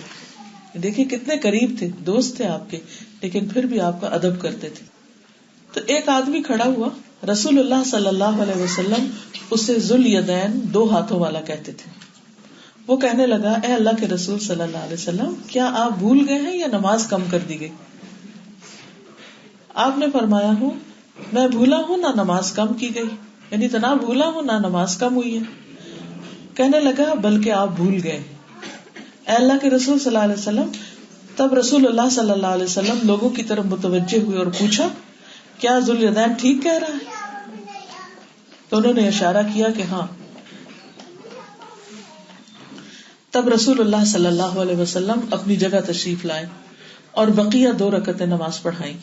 پھر آپ نے سلام پھیرا, پھر آپ نے تکبیر کہی اور سجدہ کیا اپنے سجدے کی مانند یا اس سے کچھ لمبا سجدہ، پھر سر اٹھایا اور تکبیر کہی، اور دوسرا سجدہ کیا پہلے سجدے کی طرح یا اس سے کچھ لمبا، پھر آپ نے سر اٹھایا اور تکبیر کہی، یعنی اینڈ میں آپ نے 2 سجدے کیے. تو اس میں آپ دیکھیے کہ 3 طرح کے لوگ تھے. کچھ تو خود ہی کہہ کے نکل گئے کہ نماز کم ہو گئی، کچھ ایسے تھے کہ جو ڈر کے مارے چپ بیٹھے ہوئے تھے کہ اب کیا کہیں. اور درمیان والی راہ کیا تھی؟ سوال کہ کیا نماز کم ہو گئی ہے، یا پھر یہ کہ آپ بھول گئے ہیں. فتویٰ نہیں لگا دیا، آپ بھول گئے ہیں، یا آج تو آپ نے نماز کم پڑھائی ہے. نہیں، پہلے سوال کیا. اور یہ ایک بہترین طریقہ ہے کہ جب کسی پر شک ہو یا جب کسی کی بات پر آپ کو کلیریفیکیشن چاہیے ہو تو آلویز آسک، آپ اس کے بارے میں کیا کہتے ہیں. یہ ایک بہترین انداز ہوتا ہے پوچھنے کا، کیونکہ ہم فوراً ججمنٹل ہو جاتے ہیں. تو ججمنٹل نہیں ہونا، اس سے کام خراب ہوتا ہے. مثلا کسی شخص کو آپ نے کوئی غلطی کرتے ہوئے دیکھا تو آپ کا کیا فرض بنتا ہے کہ آپ کہیں کہ یہ آپ طریقہ اس لیے کر رہے ہیں کہ دین کا حصہ ہے، یا کیوں کر رہے ہیں، میں سمجھنا چاہتی ہوں. تو وہ دوسرا شخص آپ کو بتا دے گا کہ یہ وجہ ہے. اور اگر آپ دیکھتے کہ اس کا جواب سیٹسفیکٹری نہیں، وہ جواب غلط دے رہا ہے، تو پھر آپ اس سے کہیں کہ میں نے تو یہ پڑھا ہے، دین میں تو اس طرح ہے. تو فوراً یہ نہ کہیں کہ یہ غلط ہے، یہ حرام ہے، یہ فلاں ہے، یہ فلاں ہے. پہلے پوچھیں فلاں کر کیوں رہا ہے ایسا، اس کی کیا وجہ ہے، کیونکہ ادر سائڈ کی سٹوری کچھ اور بھی ہو سکتی. اور دوسرا یہ کہ نبی صلی اللہ علیہ وسلم نے پھر آ کے 2 رکعتیں پوری کروا دی اور بعد میں سجدہ صاحب کر لیا. تو اس سے یہ پتہ چلتا ہے کہ اگر آپ سلام بھی پھیر چکے ہیں اور آپ کو تب یاد آ جائے یا کوئی پاس بیٹھا ہوا شخص آپ کو بتا دے تو آپ اٹھ کے باقی رکعت پوری کر لیں. پھر اسی طرح شک والے دن روزہ رکھنا. پہلے ہم نے نماز کا پڑھا، اب روزے کا. تو اس کے بارے میں کیا حکم ہے، کس کو معلوم ہے؟ مثلاً پتہ نہیں چاند نکل ہی نہ آیا ہو، چلو روزہ ہی رکھ لیتے ہیں. رکھنا چاہیے؟ نہیں رکھنا چاہیے. شک والے دن روزہ رکھنے سے منع کیا گیا ہے. اکرمہ بیان کرتے ہیں کہ صحابہ کرام کو ایک بار رمضان کے چاند میں شک ہو گیا، بس انہوں نے ارادہ کیا کہ نہ قیام کریں نہ روزہ رکھیں. تو حرہ کی طرف سے ایک اعرابی آیا اور اس نے گواہی دی کہ اس نے چاند دیکھا ہے. اسے نبی صلی اللہ علیہ وسلم کی خدمت میں پیش کیا گیا کہ آؤ آپ کو بتاؤں. آپ نے فرمایا کیا تو لا الہ الا اللہ محمد الرسول اللہ کی گواہی دیتا ہے، یعنی تو مسلمان ہے؟ اس نے کہا ہاں، اور شہادت دی اشہد ان لا الہ الا اللہ اشہد ان محمد رسول اللہ. اور اس نے کہا کہ میں نے چاند خود دیکھا ہے. جس پر آپ نے حضرت بلال کو حکم دیا کہ لوگوں میں اعلان کر دو کہ رات کو قیام بھی کریں اور صبح روزہ بھی رکھیں. لیکن جب تک وہ یقینی بات نہیں حاصل ہوئی اس سے پہلے آپ نے ان کو روزہ رکھنے کا حکم نہیں دیا. تو شک کا روزہ نہیں رکھتے، یقینی دن کا روزہ رکھتے ہیں. صلہ بیان کرتے ہیں کہ ہم حضرت عمار بن یاسر کے پاس موجود تھے اور ایک بھنی ہوئی بکری لائی گئی. عمار نے فرمایا کہ کھاؤ. حاضرین میں سے ایک شخص پیچھے ہٹ گئے اور بولے کہ میں روزہ دار ہوں. عمار بن یاسر نے فرمایا کہ جو شخص شک کے دن کا روزہ رکھے، یعنی جسے شبہ ہو کہ یہ رمضان کی پہلی تاریخ ہے یا نہیں، تو اس نے نبی صلی اللہ علیہ وسلم کی نافرمانی کی، کیونکہ آپ نے اس طرح کرنے سے منع کیا ہے. اسی طرح کھانے پینے میں بھی شک کی چیزوں کو چھوڑ دینا چاہیے، ڈاؤٹ فل فوڈ کو چھوڑ دینا چاہیے. ٹھیک ہے، مثلا جب آپ کوئی پروڈکٹ خریدتے ہیں اور اس پر انگریڈینٹس صحیح نہیں لکھے ہوتے یا آپ کو سمجھ نہیں آتی کہ یہ کیا چیز ہے، تو آپ پہلے اس کی تحقیق کریں. اور اگر اس پر نام نہیں لکھے ہوئے صرف نمبر لکھے ہوئے ہیں تو پھر کیا کرنا چاہیے؟ ان نمبروں کے پیچھے توجہ پوچھے کہ یہ کیا چیز ہے. اور اگر ڈاؤٹ فل ہو کانٹینٹ تو وہ فوڈ استعمال نہ کریں. بات یہ ہے کہ اتنی چوائس موجود ہے مارکیٹ میں تو ضرور حرام کی طرف جانا ہے. اب مثلاً کسی نے ایک سوال لکھا ہوا تھا کہ بعض لوگ اہل کتاب کا ذبیحہ حلال سمجھتے ہیں جبکہ آج کل کرسچن جو ہیں وہ صحیح کرسچن نہیں ہے، تو کیا ہمیں وہ کھا لینا چاہیے؟ میں یہ کہتی ہوں کہ جب حلال میٹ کی اتنی شاپس اور اتنی اویلیبلٹی ہے تو ہمیں کیا ضرورت ہے کہ ہم ایسی چیزوں میں پڑیں جو شک والی. یا تو ہو نا کہ حلال میٹ مل ہی نہیں رہا تو ہمیں کوئی مجبوری ہے. کم از کم مانچسٹر میں تو کوئی مجبوری نہیں، فریلی اویلیبل، اسٹیمپڈ موجود ہے کہ یہ ذبیحہ ہے، حلال ہے. تو پھر جب ایک چیز واضح ہے، یقینی ہے، اس کو لیں، اور جہاں آپ کو کوئی شک میں ڈال دے تو اس کو چھوڑ دیں. ثابت بن ودیع کہتے ہیں کہ ہم ایک لشکر میں رسول اللہ صلی اللہ علیہ وسلم کے ساتھ تھے. ہمیں کچھ سانڈ ملے. میں ان میں سے ایک بھون کر حضور صلی اللہ علیہ وسلم کی خدمت میں لے آیا اور آپ کے سامنے رکھا. آپ نے ایک تنکا لیا اور اس سے اس کی انگلیاں گنی, اس کی انگلیاں شمار کی اور فرمایا بنو اسرائیل کی ایک قوم کو زمین کے جانوروں کی شکل میں مسخ کر دیا گیا تھا, مجھے نہیں معلوم وہ کون سے جانور تھے. پھر آپ نے اسے نہیں کھایا اور لوگوں کو منع بھی نہیں کیا, کیونکہ آپ نے اپنے لیے یہ اصول رکھا کہ مجھے ایسی چیز جس میں شبہ ہو جائے کہ یہ پتہ نہیں حلال کے دائرے میں آتا ہے یا نہیں, تو اس کو آپ نے پسند نہیں کیا. پھر اسی طرح یہ ہے کہ ایک مرتبہ حضرت انس رضی اللہ تعالیٰ عنہ سے پوچھا مختار بن نوفل نے کہ برتنوں میں پینے کا حکم کیا ہے, یعنی مثلاً یہ بوٹل ہے اور یہ بوٹل پہلے اس میں شراب تھی مثلاً, تو پھر اس کو گرا کے اس کو دھو لیا اور اس میں پانی ڈال کے پی رہے ہیں, تو کیا یہ ٹھیک ہے؟ کبھی آپ کے ذہن میں یہ سوال آتا ہے نا بعض اوقات. اچھا بوٹل کا تو نہیں, لیکن آپ کئی دفعہ ایسی جگہ پر جاتے ہیں کہ گلاسز ہوتے, ہاسپٹل میں, شادیوں میں جاتے ہیں, زیادہ شادی میں مشکل ہوتی ہے کہ ایسی پارٹی میں جائیں. مثلا ریسٹورینٹ کے انتخاب میں تو آپ خود کوشش کرتے ہیں کہ ایسے ریسٹورینٹ میں نہ جائیں جہاں شراب سرو کی جا رہی ہو, لیکن یہ ہے کہ اگر آپ کسی رشتے دار کی شادی پر گئے ہیں اور اس میں ہر قسم کی چیزیں ہیں اس ریسٹورینٹ میں, چاہے آپ کو وہ حلال سرو کر رہے ہیں لیکن وہ برتن تو مکس ہو سکتے ہیں. اچھا اسی طرح ہاسپٹل میں بعض اوقات انہیں برتنوں میں وہ دوسروں کو کھانا دے رہے تھے, اگلے دن دھو کے اس میں آپ کو بھی دے. اب کیا کریں, ایسی صورت میں کیا کیا جائے؟ انہوں نے جواب دیا کہ نبی صلی اللہ علیہ وسلم نے مزفت سے منع کرتے ہوئے فرمایا کہ ہر نشہ آور چیز حرام ہے. میں نے پوچھا مزفت کیا چیز ہے, ٹھیک ہے نا, مزفت کیا ہے؟ انہوں نے فرمایا لک لگایا ہوا برتن, یعنی جیسے آج کل ہمارے یہاں وہ ہوتے ہیں نا اندر سے نان اسٹک قسم کے نا, یعنی لک لگایا ہوا. اب یہ نان اسٹک جو ہوتے ہیں ان کے اندر تو کچھ جذب نہیں ہوتا, یعنی پانی اوپر سے اتر جاتا ہے, جو بھی چیز لگی ہو وہ صاف ہو جاتی, بلکہ وہ کوئی اور چیز بھی اسٹک نہیں کرتی. تو لیکن اس زمانے میں اتنے سوفسٹیکیٹڈ نہیں ہوتے تھے, بلکہ وہ ایسا مٹیریل ہوتا تھا کہ جس میں اگر پانی ڈال دیا جائے تو پھر اس کا اثر گھل کے بیچ میں آ جاتا. تو نبی صلی اللہ علیہ وسلم نے اس طرح کے برتن منع کیا وہ جس کا اثر پانی میں آ جائے. سمجھ رہے ہیں؟ نان اسٹک پین کو مت سوچیے آپ, کیونکہ اس کا اثر پانی میں نہیں آتا. اچھا میں نے پوچھا کہ شیشی اور بوتل کا کیا حکم ہے؟ کتنے کلیئر سوال ہے. انہوں نے فرمایا کہ ان دونوں میں کوئی حرج نہیں, یعنی جب وہ دھل گیا تو معاملہ ٹھیک ہو گیا. میں نے کہا کہ لوگ تو انہیں اچھا نہیں سمجھتے, ہم لوگ بھی کراہت کرتے ہیں نا اس چیزوں سے. انہوں نے فرمایا کہ پھر جس چیز میں تمہیں شک ہو اسے چھوڑ دو. ٹھیک ہے, اگر آپ کسی ایسی جگہ پر ہیں اور آپ کو پتا ہے کہ اس میں شراب پی گئی ہے اور اس کو صحیح طرح دھویا نہیں گیا اور پھر اس میں کچھ اثرات ہیں, تو ایسی چیز نہ لو. یا کوئی ایسی بوٹل ہے کہ جس کو اچھی طرح دھو کے بھی, یا پھر یہ کہ ہو سکتا ہے کہ آپ سمجھے پانی ہے اور اس میں کچھ اور بھی نیچے تھا اور اوپر سے پانی ڈال دیا. کہ جو چیز نشہ آور ہوتی ہے, جو چیز حرام ہوتی ہے, اس کی تھوڑی مقدار بھی حرام ہے. اور اگر آپ کے گھر میں کوئی چیز ایسے پڑی, مدتوں پرانی کوئی پڑی اور 10-20 دفعہ پانی نکلا آیا گیا اور آپ کو پتا اس کے اندر کوئی اثرات نہیں ہے, تو خالی برتن توڑ کے پھینکنے کی بجائے اگر آپ اس کو استعمال کر رہے ہیں, یا بعض اوقات گراج سیل لگتی, پتہ نہیں یہاں کیا کہتے ہیں اس کو, کار ووڈ سیل کہتے ہیں. اب اس میں آپ دیکھیں کہ بعض اوقات نان مسلمس کی ہوتی, تو لوگ اس سے برتن خرید لیتے ہیں. جی چیریٹی شاپس پہ بھی جا کے آپ ایسی چیزیں خرید لیتے ہیں. تو ان چیزوں کا پھر کیا حکم ہے کہ کیا کیا جائے؟ اب کئی لوگ بہت غریب بھی ہوتے ہیں اور ان کو نئی شاپ سے نہیں خرید سکتے, اور بعض لوگوں کو ضرورت نہیں ہوتی, صرف شوق میں خریدتے رہتے ہیں, ڈیکوریشن پیس بناتے رہتے ہیں. تو ایسی صورت میں اگر ضرورت نہ ہو تو مت خریدیں. اگر بہت شدید ضرورت ہے تو اس کو پاک کر لیں. اور اگر سمجھیں کہ کوئی ایسا مٹیریل ہے, لکڑی کا برتن ہے مثلا, اور اس میں آپ اچار ڈالنے کے لیے اس کو خرید رہے ہیں, ڈونٹ یوز دس, کیونکہ اس کے اثرات اندر آ جائیں گے. یا پھر کوئی اور ایسا مٹیریل جیسے مٹی کا برتن ہے, تو مٹی کے برتن میں کیا ہوتا ہے, وہ چیز ساری مٹی میں جذب ہو جاتی ہے, پھر دوبارہ آپ ڈالیں گے تو وہ کیا ہوگا, اس کے اثرات آ جائیں گے. تو جہاں شک گزرے, جہاں طبیعت نہ مانے, چھوڑ دو, یہ اصول ہے. اب کیونکہ ہر وقت تو کوئی آپ کے ساتھ نہیں لگا رہے گا اور بتائے گا کہ اس میں یہ ہے, اس میں یہ ہے. ایک طرف نیڈ کی بات ہے, دوسری طرف شک کی بات ہے.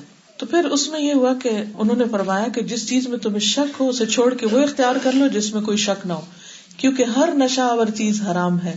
میں نے عرض کیا کہ آپ نے بجا فرمایا کہ نشہ حرام ہے, لیکن کھانے کے بعد 1-2 گھونٹ پینے سے کچھ نہیں ہوتا, اس کا کیا حکم ہے؟ کیونکہ بعض اوقات ہم کہتے ہیں تو تھوڑی سی پی رہے ہیں، اس سے تو بچوں کو برانڈی دے رہے کھانسی روکنے کے لیے، کیا فرق پڑتا ہے؟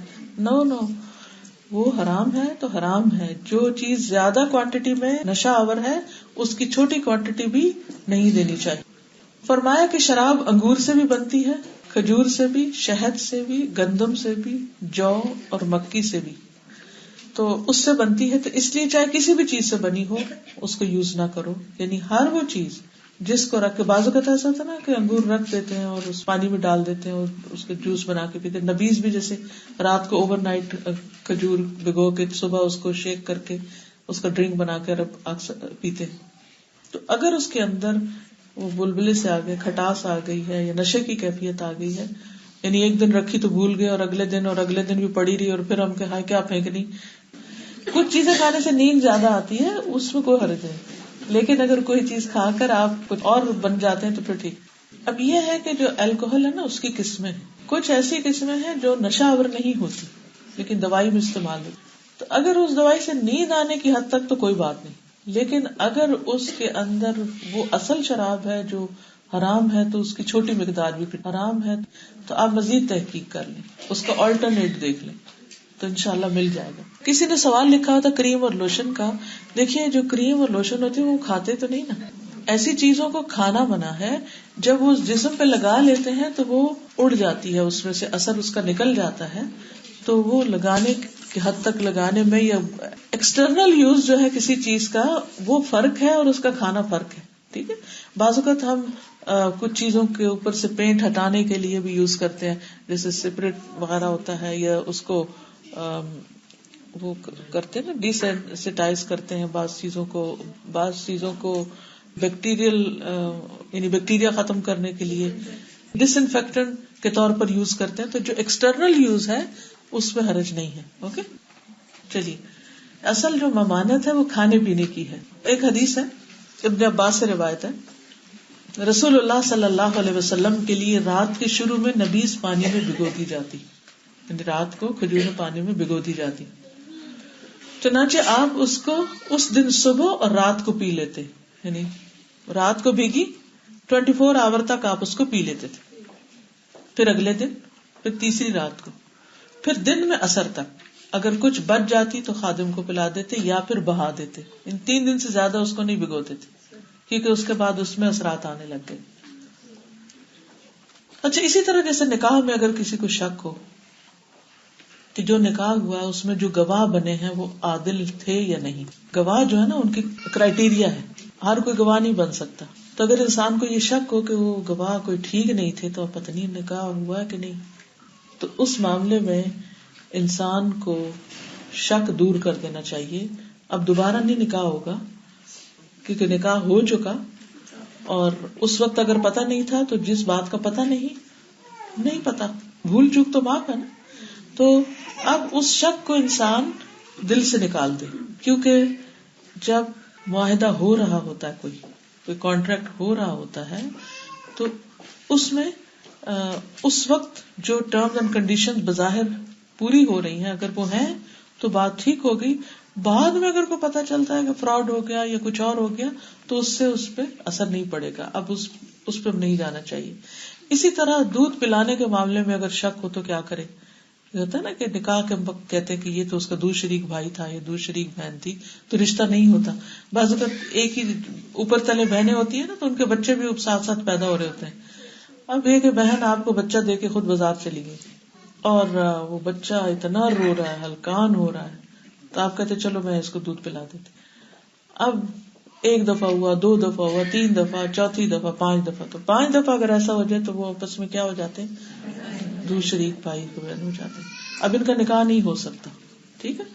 اب اگر آپ کو یہ یاد نہ ہو کہ 3 دفعہ تھا یا 4 دفعہ تھا یا 5 دفعہ تھا، تو پھر کیا کرنا چاہیے. رضاعت کے مسئلے میں دودھ پلانے والی عورت کا شک اس بات میں کہ کیا اس نے بچے کو 4 مرتبہ دودھ پلایا یا 5 مرتبہ، تو اس میں اسے دیکھنا یہ چاہیے کہ کس تعداد پر شک نہیں. 4 یقینی ہے یا 3 ہے یا 5 ہے، کیا یقین ہے اس کو. ٹھیک ہے. اگر اسے یقین ہے کہ 4 پلایا تھا، 5ویں کا نہیں یاد، ٹھیک، 5ویں میں شک آ گیا نا، تو پھر ہم اس کو 4 ہی سمجھیں گے، 5 نہیں سمجھیں گے، کیونکہ 5واں کیا ہے؟ شک. تو پھر وہ رضاعت نہیں ثابت ہوگی. سمجھ آئی کہ نہیں؟ اگر نہ آئی تو پھر پوچھ سکتے ہیں. 4 دفعہ یقینی بات ہے کہ 4 تو مجھے پکا یاد ہے کہ میں نے پلایا تھا، نہیں ایک وقت میں، ڈفرنٹ وقتوں میں. ٹھیک ہے. تو اب یہ ہے کہ اگر کوئی عورت کہے کہ 4 تو مجھے پکا یاد ہے، تو یہ کیا ہے؟ یقینی بات. 5واں نہیں مجھے یاد، یہ کیا ہے؟ شک. تو ہم پھر کیا کہیں گے؟ 4 تھا یا 5 تھا؟ 4 تھا. تو رضاعت نہیں ثابت ہوئی. اوکے. اس میں ایک اور روایت آتی ہے، عقبہ بن حارث کہتے ہیں کہ انہوں نے ابو احاب بن عزیز کی بیٹی سے شادی کی. ایک خاتون آئی اور کہنے لگی کہ عقبہ کو بھی میں نے دودھ پلایا ہے اور اس کو بھی جس سے اس نے شادی کی، دونوں کو دودھ پلایا ہے. اب شادی ہو چکی تھی. عقبہ نے کہا مجھے تو معلوم نہیں کہ آپ نے مجھے دودھ پلایا، آئی ڈونٹ نو، اور آپ نے مجھے اس سے پہلے کبھی بتایا بھی نہیں. پھر انہوں نے آل ابو احاب کے ہاں آدمی بھیجا کہ وہ اس کے بارے میں پوچھ کے آئے. انہوں نے بھی جواب دیا کہ ہمیں نہیں معلوم کہ انہوں نے دودھ پلایا کہ نہیں. عقبہ اب رسول اللہ صلی اللہ علیہ وسلم کی خدمت میں مدینہ حاضر ہوئے اور آپ سے مسئلہ پوچھا. آپ نے فرمایا اب کیا ہو سکتا ہے جبکہ کہا جا چکا، یعنی اس عورت نے کہہ دیا کہ میں دونوں کو پلا چکی ہوں، چنانچہ آپ نے دونوں میں جدائی کرا دی اور اس کا نکاح دوسرے شخص سے کر دیا. ہمارے یہاں مشکل ہے دوسری شادی، ان کے یہاں نہیں تھی. یعنی ہمارے یہاں تو کوئی حادثہ خدا نہ خاصا زندگی میں کسی لڑکی یا لڑکے کے ساتھ ہو جائے تو بس ایک سٹیمپ لگ جاتی ہے اور زندگی دوبھر کر دیتے ہیں. حالانکہ یہ صرف ایک سوچ کی بات ہے، ایک انا کی، ایگو کی بات ہے یہ بھی. اینی وے، تو یعنی یہاں آپ دیکھیں کہ ایک عورت کی گواہی مانی جا رہی ہے جس نے کہا کہ میں نے پلایا، دونوں کو پلایا، یعنی اتنی دفعہ پلا چکی ہوں کہ جس سے رضاعت ثابت ہوگی، تو آپ نے نکاح ختم کر دیا. اسی طرح مالی معاملے میں شک آ جائے تو کسی کی امانت واپس کی ہے کہ نہیں کی، قرضہ لوٹایا کہ نہیں. مثلاً آپ کوئی ڈونیشن اکٹھی کر رہے ہیں اور آپ کے اپنے پیسے بھی بیگ میں اور ڈونیشن کے بھی آپ نے ادھر ہی ڈال دیے، اور اب آپ کو یاد نہیں کہ آپ کے کتنے تھے اور وہ کتنے تھے. اول تو ایسا کام کرنا ہی نہیں چاہیے، بہت محتاط رہنا چاہیے، کیونکہ اگر اللہ کا مال اپنے مال میں مل گیا تو تباہی لائے گا. اور اس میں پھر کیا ہے کہ آپ شک سے نکلنے کے لیے اپنا حصہ ادھر ڈال دیں لیکن ادھر کا اپنی طرف نہ لیں. ابو ہریرہ کہتے ہیں رسول اللہ صلی اللہ علیہ وسلم سے مروی ایک حدیث ہے، ایک آدمی نے دوسرے آدمی سے زمین خریدی، بس اس آدمی نے جس نے زمین خریدی تھی اس نے زمین میں سونے کے گھڑے کو پایا، یعنی زمین کھودی تو اس میں سے سونے کا ایک گھڑا نکل آیا. تو اس آدمی نے کہا جس سے زمین خریدی تھی کہ میں نے تم سے صرف زمین خریدی تھی، سونا نہیں خریدا تھا، اس لیے تم سونا واپس لے لو. کیا معاملات تھے، کتنے آنےسٹ، کہ میں نے صرف زمین خریدی تھی، میں نے سونے کا بھاؤ نہیں کیا تھا اور میں نے تم سے سونا مانگا نہیں تھا. تو اس آدمی نے جس نے زمین بیچی تھی وہ کہنے لگا میں نے تو زمین اور زمین سمیت جو کچھ تھا سب تمہیں دے دیا تھا. یعنی یہ تھے وہ لوگ کہ جن کے اندر مال کا کوئی لالچ نہیں تھا. اسی لیے جب ایران فتح ہوا اور جو ایران کا بادشاہ تھا اس کا ایک کارپیٹ تھا جس میں سونے کے تاروں کا بنا ہوا تھا، ہیرے جواہرات سے جڑی ہوئی چیز، اس کا تاج، اس کا کرسی، اس کا جو ہر ایک چیز. لیکن جب وہ صحابہ سینکڑوں میل سے لائے تو اس میں سے اتنی سی چیزیں پاس نہیں رکھی. اس قدر امانت دار لوگ تھے، کیونکہ ان کو یہ یقین تھا جو امانت میں خیانت کرتا ہے وہ منافق ہوتا ہے، اور منافق کی سزا کیا ہے؟ جہنم کے سب سے نچلے گڑھے میں اس کے لیے جلنا ہے. تو وہ ایسی چیزوں سے بہت دور بھاگتے تھے. انہوں نے اپنے دل کو ان چیزوں سے خالی کر دیا تھا کیونکہ ایمان آ گیا تھا اندر. حقیقی ایمان جب بندے کے اندر آتا ہے تو ایسی سیٹسفیکشن ہوتی ہے، ایسا اطمینان ہوتا ہے، ایسا چین ہوتا ہے کہ انسان پھر دنیا کی محبت سے ایک طرح سے بے غرض ہو جاتا ہے. وہ کہتا ہے 2 عالم سے کرتی ہے بیگانہ دل کو، یعنی دل جو ہے وہ ان چیزوں سے اڑ جاتا ہے کیونکہ ایک بڑی چیز مل گئی. جس بندے کو اپنا رب مل جاتا ہے نا، جو رب کو پا لیتا ہے، اس کو اتنا کچھ مل جاتا ہے کہ پھر یہ چھوٹی چھوٹی چیزوں کے پیچھے وہ نہیں بھاگتا کہ اس نے لے لیا میرا حصہ اس نے، اور ہماری ساری لڑائیاں اس پر ہیں. بہرحال تو انہوں نے اپنا مقدمہ کسی کے آگے پیش کیا. تو انہوں نے کہا کہ تم دونوں کی اولاد ہے؟ تو ایک نے کہا میری لڑکی، دوسرے نے کہا لڑکا. کہا کہ آپس میں ان کی شادی کر دو اور ان کو خرچے کے لیے وہ سونا دے دو تو دونوں کے حصے میں آ جائے گا. تو بات ختم. یعنی شک دور کر لو. ہوتا ہی ہے نا کہ انسان جب ایسی کوئی چیز کرتا ہے تو اس کے دل میں شک آ جاتا ہے کہ یہ میرا تو تھا نہیں، تو اب میں اسے استعمال کیسے کروں. تو اصل ایمان اور یقین یہی ہے کہ انسان اس سے اوپر اٹھ جائے. اسی طرح ابو ہریرہ کہتے ہیں کہ نبی صلی اللہ علیہ وسلم نے فرمایا کہ بنی اسرائیل میں سے ایک شخص نے دوسرے شخص سے 1000 دینار قرض مانگا، تو اس نے گواہ طلب کی کہ میں جو تمہیں پیسے دے رہا ہوں تو کوئی گواہ لاؤ. تو قرض مانگنے والا کہنے لگا کہ اللہ تعالیٰ گواہ کافی ہے، میرے پاس کوئی گواہ نہیں. کہنے لگا اچھا کسی کی ضمانت دے دو. قرض مانگنے والے نے جواب دیا اللہ ہی کی ضمانت کے لیے کافی ہے، کوئی گارنٹی نہیں، بس اللہ ہی کی گارنٹی. اس نے کہا اچھا تم یہ کہتے ہو، سچ کہتے ہو. تو یہ کہہ کر اس نے ایک مدت مقرر کے لیے 1000 اشرفیاں اسے دے دی. اب جو روپیہ لینے والا تھا وہ روپیہ لے کے اپنے سمندر کے سفر کو نکل گیا، کوئی بزنس ہوگا، اور اپنا کام پورا کر کے واپس آنے کے لیے جہاز کی تلاش کر رہا تھا کہ کوئی مجھے سواری ملے تو میں واپس جاؤں، قرضہ واپس، تاکہ مقرر ڈیٹ پر اپنا قرضہ واپس دے دوں. لیکن جہاز نہیں ملا. مجبوراً ایک کھوکھلی لکڑی کے اندر اس نے 1000 اشرفیاں رکھی، قرض خواہ کے نام ایک خط لکھا، اس کو خوب مضبوط بند کیا اور دریا میں وہ لکڑی ڈال دی جس کو پار کرنا تھا اس نے کشتی سے. کہنے لگا اللہ تو واقف ہے، میں نے فلاں شخص سے 1000 اشرفیاں مانگی تھی، جب اس نے ضمانت مانگی تھی تو میں نے کہا تھا کہ اللہ ضمانت کے لیے کافی ہے، اور وہ تیری ضمانت پہ راضی ہو گیا تھا. اور اس نے گواہ طلب کیے تھے اور میں نے کہا تھا کہ اللہ گواہی کے لیے کافی ہے، تو اس نے تیرے نام پر مجھے راضی ہو کر قرضہ دے دیا. جہاز تلاش کرنے کی بہت کوشش کی ہے لیکن مجھے نہیں ملا. اب میں یہ اشرفیاں تیرے سپرد کر رہا ہوں، تو اس تک اسے پہنچا دے کیونکہ میرا وعدہ ہے. تو اس نے وہ لکڑی سمندر میں ڈال دی یا دریا میں ڈال دی اور لکڑی پانی میں ڈوب گئی. لکڑی ڈال کے وہ واپس آ گیا اور واپس آ کے بھی جہاز کی جستجو کرتا رہا تاکہ اپنے شہر کو پہنچ جائے. اتفاقاً ایک روز قرض خواہ دریا پار یہ دیکھنے آیا کہ شاید کوئی جہاز میرا مال لایا ہو، لیکن جہاز تو نہیں ملا، لیکن وہ لکڑی مل گئی. تو اس کو ضرورت تھی لکڑی کی، تو اس نے کہا چلو گھر لے جاتا ہوں، جا کے تو اسے کاٹ کے کوئی ایندھن جلاتا ہوں. جب اس نے اس کو کاٹا تو اس کے اندر سے خط اور پیسے نکلے. اب کیا ہوا کہ کچھ عرصے کے بعد قرضدار جو تھا وہ بھی آ گیا اور اپنے ساتھ اور پیسے لایا. کہنے لگا اللہ کی قسم میں برابر جہاز تلاش کرتا رہا لیکن مجھے نہیں ملا کہ میں تمہارا مال تمہیں پہنچاؤں، تو اس لیے یہ پیسے تم لے لو. اس کو اب شک تھا کہ پتہ نہیں پیسے ملے کہ نہیں، اور جو لینے والا تھا اس کو بھی شک تھا کہ یہ اس نے بھیجا یا کسی اور کے میرے ہاتھ لگ گئے. تو اس نے کہا کیا تم نے اس سے پہلے میرا قرضہ واپس بھیجا تھا مجھے؟ اس نے کہا ہاں. کہا دیکھو چونکہ مجھے جہاز نہیں ملا تھا اس لیے میں نے لکڑی میں مال بھر کے تمہیں بھیج دیا. قرض خواہ کہنے لگا کہ جو لکڑی تم نے بھیجی تھی وہ لکڑی مجھے مل گئی تھی، اللہ نے تمہاری طرف سے اسے مجھے پہنچا دیا تھا، لہذا تم اپنے یہ دینار واپس رکھو. چونکہ یہ واقعہ نبی صلی اللہ علیہ وسلم نے سنایا اس لیے بالکل سچا واقعہ ہے، یہ ایسا نہیں کہ کوئی من گڑت کہانی ہے. اور اس میں بہت سارے سبق ہیں. ایک اللہ کی ضمانت، اللہ کی گواہی، اللہ پہ توکل، اللہ پہ بھروسہ اور سچا ہونا. جو انسان سچا ہوتا ہے، نیت کا سچا ہوتا ہے، خالص ہوتا ہے، اس کے اندر اخلاص ہوتا ہے، اللہ اس کے سارے کاموں کی ذمہ داری لے لیتا ہے. اللہ تعالیٰ اس کو حفاظت میں رکھتا ہے، اللہ تعالیٰ اس کو اپنی پناہ میں رکھتا ہے. اگر کوئی سچا وعدہ کر لینا کہ میں یہ کرنا ہے، میں نے یہ کام کر کے چھوڑنا ہے، اللہ اسے کرا لے. ہم بہت دفعہ کوئی چیز پڑھتے ہیں، سنتے ہیں، ہم نیکی کے کاموں کا وچار کرتے رہتے ہیں، اچھا اللہ تو ہمیں بھی حج پہ لے جا، اللہ ہمیں بھی کوئی ایسا کام کرنے کی توفیق دے کہ ہم بھی کوئی اچھا سا غریبوں کا ہاسپٹل بنائیں، یا اللہ ہم بھی کوئی یتیموں کے لیے کچھ کریں وغیرہ وغیرہ.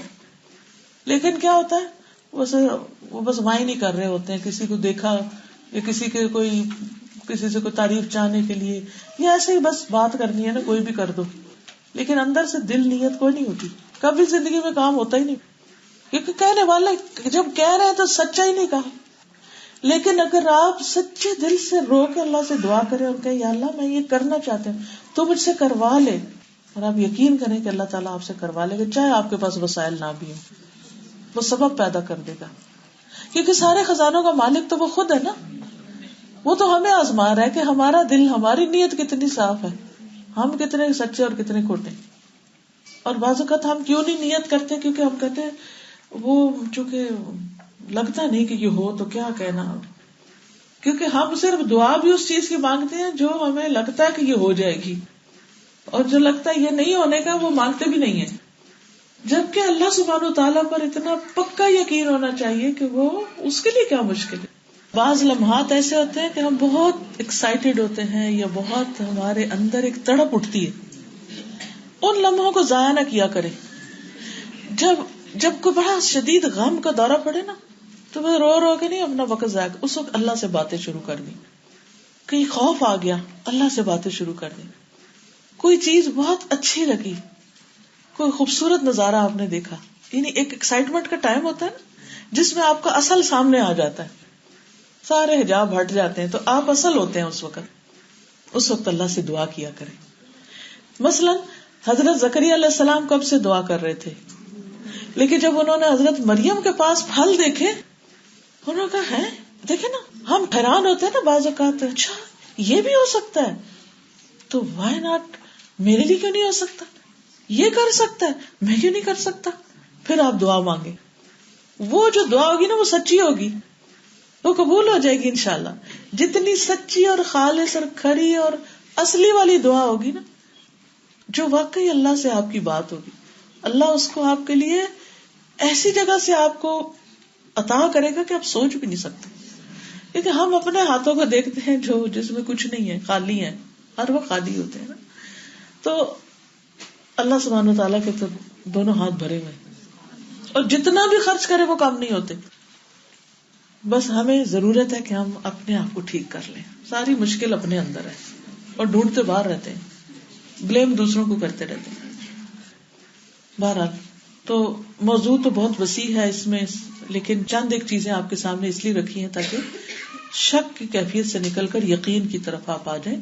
لیکن ایک اور چیز، شک اور وسوسے کا فرق بھی جاننا چاہیے. وسوسوں پہ توجہ نہیں دینی چاہیے، یعنی شک والی چیز کو تو چھوڑنا ہے، لیکن جب شک بہت زیادہ ہونے لگے تو اس کا کوئی اعتبار نہیں ہوگا، کیونکہ پھر یہ وسوسہ ہو جاتا ہے. مثلا انسان وضو کرتا ہے اور وضو کر کے اسے لگتا ہے اس کا وضو پورا نہیں ہوا، وہ پھر شروع کر دیتا ہے. جب نماز پڑھتا ہے تو پھر اس میں شک کرتا ہے کہ پتہ نہیں پوری پڑی ہے کہ نہیں. تو ایسی صورت میں جب ایک دفعہ وضو کر لیا تو شک کو کوئی گنجائش نہ دے، کہا کہ میں نے کر لیا بس ہو گیا. اچھا، کئی لوگوں کو یہ شک ہوتا ہے کہ کہیں ان کے جسم سے کوئی ہوا یا کوئی ایسی چیز تو نہیں نکل آئی کہ جس کی وجہ سے ان کا وضو ٹوٹ گیا ہو. تو اس شک کو بھی اہمیت نہیں دینی چاہیے، وہ بھی شیطان کا وسوسہ ہوتا ہے، اس کے بھی آگے آپ کو بتا دیا جائے گا. اسی طرح یہ ہے کہ کبھی جسم میں کوئی نجاست لگ جاتی تو آپ کو یہ شک ہو گیا کہ پتہ نہیں وہ صاف ہوئی ہے کہ نہیں، تو دوبارہ اسے دھوئیں گے آپ. اب چونکہ آپ کو پھر بھی یہ نہیں سمجھ آئی کہ پتہ نہیں صاف ہوئی ہے کہ نہیں اس لباس کو، تو بہتر آپ لباس چینج کر لیں، شک دور کر لیں. مثلاً آپ کی جرسی کے اوپر آپ کو شک پڑ گیا کہ کوئی لگتا ہے جو چھینٹا نہ پڑ گیا ہو یا کچھ، تو آپ اس کو دھو لیں. لیکن اگر آپ کہتے ہیں کہ نہیں دھونے سے تو وہ خراب ہو جائے گی یا کچھ، تو بہتر ہے آپ اسے اتار کے تو نماز پڑھ لیں. ٹھیک ہے. لیکن اگر خواہ کوئی وجہ ہی نہیں ہے کہ اس کے ناپاک ہونے کی، اور شیطان، آپ نماز میں کھڑے اور شیطان بار بار وسوسے ڈال رہا ہے، کیا پتا تمہاری جرسی پاک ہی نہ ہو، کیا پتا تمہارا گاؤن پاک ہی نہ ہو، کیا پتا وہ جہاں سے تم گزری تھی وہاں کوئی کتا گزر کے گیا ہو اور تمہارا کپڑا وہاں لگ گیا ہو. یہ سب وسوسے ہیں، ان کی کوئی بنیاد نہیں، آپ کنسیڈر نہیں کریں. ان کا سوال یہ تھا کہ آپ ہاسپٹل میں کام کرتے ہیں اور پیشنٹس کے ساتھ انوالوڈ ہوتے ہیں اور آپ کو شک ہو جاتا ہے کہ آپ کے کپڑے پتہ نہیں پاک ہیں کہ نہیں، تو نماز کا وقت ہے، وہاں سے آپ یونیفارم تو چینج نہیں کرنے جائیں گے کہیں، آپ کو اسی میں نماز پڑھنی، تو آپ شک کو کنسیڈر نہ کریں، الا یہ کہ کوئی یقینی چیز آپ کے کپڑے کے اوپر لگی ہوئی ہے اور آپ دیکھ رہے ہیں تو پھر اس کو آپ دھو کے صاف کر لیں یا آپ چینج کر لیں. ادروائز صرف شک کی بنا پر آپ نہیں ایکشن لیں گے. ٹھیک ہے. ابو ہریرہ رضی اللہ عنہ سے روایت ہے کہ نبی صلی اللہ علیہ وسلم نے فرمایا، اللہ نے میری امت کی ان غلطیوں کو معاف کر دیا جن کا صرف دل میں وسوسہ گزرے. یعنی بعض اوقات آپ کے دل میں خواہ اللہ کے بارے میں یا رسول کے بارے میں یا فرشتوں کے بارے میں یا قرآن کے بارے میں کوئی وسوسہ آ جاتا ہے، آپ کو وہ یقین کوئی نہیں ہے، وہ ایسے ہی شک گزر گیا، پتہ نہیں قرآن اللہ کی کتاب ہے کہ نہیں. کبھی شیطان ایسے دل میں ڈال دیتا نا، وہاں بس خیال آتا اور چلا جاتا ہے، یا 2-3 دفعہ آ جاتا ہے، یا ایسے پتہ نہیں پروفٹ صلی اللہ علیہ وسلم آئے بھی تھے کہ نہیں، پتہ نہیں یہ ہوا تھا کہ نہیں، خواہ میں آؤٹ آف نتھنگ تو ان وسوسوں پہ پکڑ نہیں, as long as you do not talk about it, don't talk about it, زبان سے نہ نکالیں, کیونکہ جب آپ زبان سے نکالتے ہیں نا, وہ آپ کے کان سنتے ہیں, وہ پھر پکی ہو جاتی بات, وہ دوسروں کو بھی وائرس لگ جاتا ہے. وہ جس نے کبھی سوچا ہی نہیں ہوتا وہ بھی سوچنے لگتا ہے اچھا کیا پتا, ہاں واقعی, وہ شیطان اس کے پیچھے بھی لگ جاتا ہے. تو وسوسے آتے اور جاتے رہتے ہیں کیونکہ شیطان ہمارے پیچھے ہوتا ہے, مگر ان وسوسوں کو آپ بالکل کوئی اہمیت, امپورٹنس نہ دیں اور ان کے بارے میں بات بھی نہ کریں. ان کا کیا علاج ہے؟ ایاک نستعین ایک کتاب ہے, اس میں سے ایک چیپٹر ہے وسوسوں کا علاج. ان دعاؤں کو پڑھ لیجئے اور اپنے اوپر صدقات دیجئے تو انشاءاللہ وسوسے نہیں آئیں گے. اچھا, اسی طرح وسوسے کی حدیث پوری میں دہرا دیتی ہوں. تو پچھلی حدیث نبی صلی اللہ علیہ وسلم نے فرمایا, اللہ نے میری امت کی ان غلطیوں کو معاف کیا جن کا صرف دل میں وسوسہ گزرے یا دل میں اس کے کرنے کی خواہش پیدا ہو مگر اس کے مطابق عمل نہ ہو اور بات نہ کی ہو. تو جو وسوسہ یا خواہش صرف دل کے اندر تھی, زبان میں نہیں آئی, تو پکڑ نہیں. اب یہ ہے کہ وسوسے کی بنا پر نماز نہیں توڑنی چاہیے.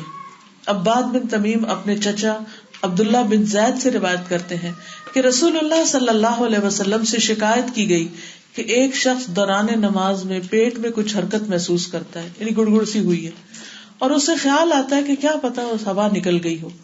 تو آپ نے فرمایا نماز چھوڑ کے نہ جائے حتیٰ کہ اس کی آواز سنے یا بو آئے. ادروائز اگر صرف کچھ پیٹ میں حرکت سے ہوئی ہے تو اس کی وجہ سے نماز نہیں چھوڑے جب تک یقینی طور پر باہر کوئی چیز نکلے نہ, اور اس کے نکلنے کی علامتیں دو ہیں, یا تو آواز ہو یا اس کی بو ہو, ورنہ اپنی نماز کنٹینیو کرے, کیونکہ شیطان انسان کو اس شک میں ڈال کے نماز کے خشوع میں خلل ڈالتا ہے. ٹھیک ہے. عثمان بن ابو العاص کہتے ہیں انہوں نے نبی صلی اللہ علیہ وسلم کی خدمت میں حاضر ہو کر عرض کیا, اے اللہ کے رسول صلی اللہ علیہ وسلم, شیطان میری نماز اور قرات کے درمیان حائل ہو گیا, یعنی مجھے آیت نہیں آگے آ رہی تھی. کبھی ایسا ہوا آپ کے ساتھ؟ روز وہی سورت پڑھتے اور ایک دن کیا ہوتا ہے, یار اب کیا ہوا, پھر پیچھے سے شروع کرتے, پھر آگے, پھر آپ اللہ اکبر کر دیتے یا کوئی اور سورت شروع کر لیتے, اور کہا کہ وہ مجھے نماز میں شبہ ڈالتا ہے. رسول اللہ صلی اللہ علیہ وسلم نے فرمایا وہ شیطان ہے جسے خنزب کہا جاتا ہے, جو اس کا کام صرف یہ نماز میں وسوسے ڈالو. جب تو ایسی بات محسوس کرے تو اس سے اللہ کی پناہ مانگ لیا کرو اور اپنے بائیں جانب 3 بار تھتکار دیا کرو. بس میں نے ایسے ہی کیا تو شیطان مجھ سے دور ہو گیا. کیسے؟ یعنی یہ دل کی جگہ ہے نا, اس طرف ایسے کر کے 3 دفعہ تھوکو اس کے اوپر. تھوکے سے مراد یہ نہیں منہ بھر کے تھوکو, اس سے مراد منہ سے ہوا جس میں ہلکی پھلکی تھتکار سی, تھوڑے سے چیٹے سے بھی آ جائے, یعنی پوری تھوک نہیں ہوتی ہے یہ, جیسے جھاڑنا جس کو کہتے ہیں نا, تو شیطان کو جھاڑ دو. تو وہ کہتے ہیں میں نے یہ عمل کیا تو میرا وسوسے دور ہو گئے. اس میں مزید چیزیں جو ہے وہ آپ کو ایاک نستعین میں مل جائیں گی. تو حدیث کا خلاصہ کیا ہے؟ سب سے پہلی بات یہ کہ نبی صلی اللہ علیہ وسلم نے بہت چھوٹے سے چند الفاظ میں, چھوٹے سے جملے میں یا چند الفاظ میں آپ صلی اللہ علیہ وسلم نے بہت زبردست بات کی, اور ہمیں اتنا خوبصورت اصول دے دیا ہے کہ ہم شک والی چیز کو چھوڑ کے یقین کی طرف آ جائیں اور اپنے دل میں اطمینان رکھیں. یعنی اسلام شک اور پریشانی میں رہنے سے ہمیں بچاتا ہے. اللہ تعالیٰ ہم سے یہ نہیں چاہتا کہ ہم ہر وقت شک والی زندگی گزاریں اور بے چینی والی اور بے قراری والی, کیونکہ شک جو ہے وہ اطمینان کو رخصت کر دیتا ہے, اور اس سے انسان کی پھر عبادات میں کوئی لطف نہیں رہتا, مزہ نہیں رہتا. تو جب آپ اطمینان چاہتے ہو تو یقین کو کر کے اس کے بعد جس چیز میں شک ہے اس کو ٹھیک کر لیں. مثلاً طواف کیا آپ نے, 6 چکر تھے یا 7 تھے, تو یقین کیا 6 تھے, تو 7ویں میں شک ہو تو ایک اور کر لیں, بس یقین ہو جائے گا کہ اب 7 پورے ہیں. ہاں آپ نے 8 ہی کر لیا, ٹھیک ہے. اور شیطان اور ذلیل ہوتا ہے جس نے آ کے بلوایا تھا. یعنی یہ بھی کتنی خوبصورت بات ہے کہ جب ہمیں یقین کی طرف لایا گیا تو تھوڑا سا ایکسٹرا عمل بتا دیا گیا, تو اس سے انسان آسانی ہو جاتی ہے انسان کو. ہم نماز میں ہوتے تو ہوتا ہے, ہر جگہ پر ساتھ ہوتا ہے, کیونکہ شیطان دشمن ہے نا.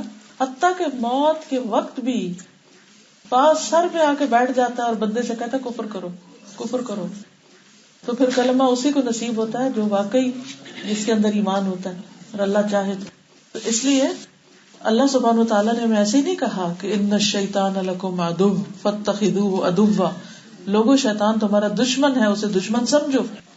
ایک شخص نے نبی صلی اللہ علیہ وسلم سے پوچھا تھا کہ گناہ کیا ہوتا ہے, سن کیا ہے, تو آپ نے فرمایا جب کوئی چیز تمہارے دل میں کھٹکے تو اسے چھوڑ دو، یہ گناہ ہے، اور سچائی میں اطمینان ہے. اور پھر یہ تقوی سے تعلق رکھتا ہے، یعنی تقوی بھی کیا ہے؟ انسان شک والی چیزوں کو چھوڑ دو. اور یہ بات یاد رکھیے کہ جب آپ شک والی چیز چھوڑ کے اطمینان پہ آئیں گے تو اللہ سبحانہ و تعالیٰ آپ کو اس ایفرٹ پر ایکسٹرا اجر بھی عطا کریں گے. کیونکہ نبی صلی اللہ علیہ وسلم نے فرمایا کہ جس چیز کو تم اللہ کے ڈر سے چھوڑ دو گے اللہ تمہیں اس سے بہتر عطا کرے گا. اللہ اکبر. کتنی ہی چیزیں زندگی میں ہوتی ہیں کہ جن کے بارے میں ہم ڈبل مائنڈیڈ ہوتے ہیں، پتہ نہیں گناہ نہ ہو، پتہ نہیں قبول نہ ہو رہا ہو، پتہ نہیں ٹھیک ہے کہ نہیں. تو اگر دل میں ڈاؤٹ ہے کسی قسم کا تو یا تو وہ ڈاؤٹ دور کرو، دلیل حاصل کرو، علم حاصل کرو، یقین کی کیفیت میں آؤ، یا پھر اگر ڈر لگ رہا ہے کہ یہ ٹھیک نہیں لگتا تو اللہ کے ڈر سے چھوڑ دو، اللہ تمہیں اس سے بہتر نصیب کرے گا. رسول اللہ صلی اللہ علیہ وسلم نے فرمایا اللہ کے نزدیک سب سے افضل ایمان وہ ہے جس میں کوئی شک نہ ہو. پھر اسی طرح یہ ہے کہ انسان کو اگر کسی چیز کے بارے میں شک ہے تو علم والوں سے پوچھ لینا چاہیے، اور اس کے لیے یہ نہیں کہ ایک دن کو ہاتھ آ جائے تو اس کو چھوڑے نا انسان، اس کے لیے پوری زندگی ایفرٹ لگانی چاہیے، ساتھ ساتھ سیکھتے چلے جانا چاہیے. تو اللہ تعالیٰ سے دعا ہے کہ وہ ہمیں نفع مند یقینی علم عطا فرمائے. آخر میں حدیث دوبارہ سن لیجیے تاکہ عمل کر سکے. سعد الغامدی، اور یہ میری ویب سائٹ کے اوپر اس کے آڈیوز موجود ہیں، اگر آپ دوبارہ سننا چاہیں تو سی ڈی بند کر کے رکھ لیں. سبحانک اللہم و بحمدک اشہد ان لا الہ الا انت استغفرک و اتوب الیک.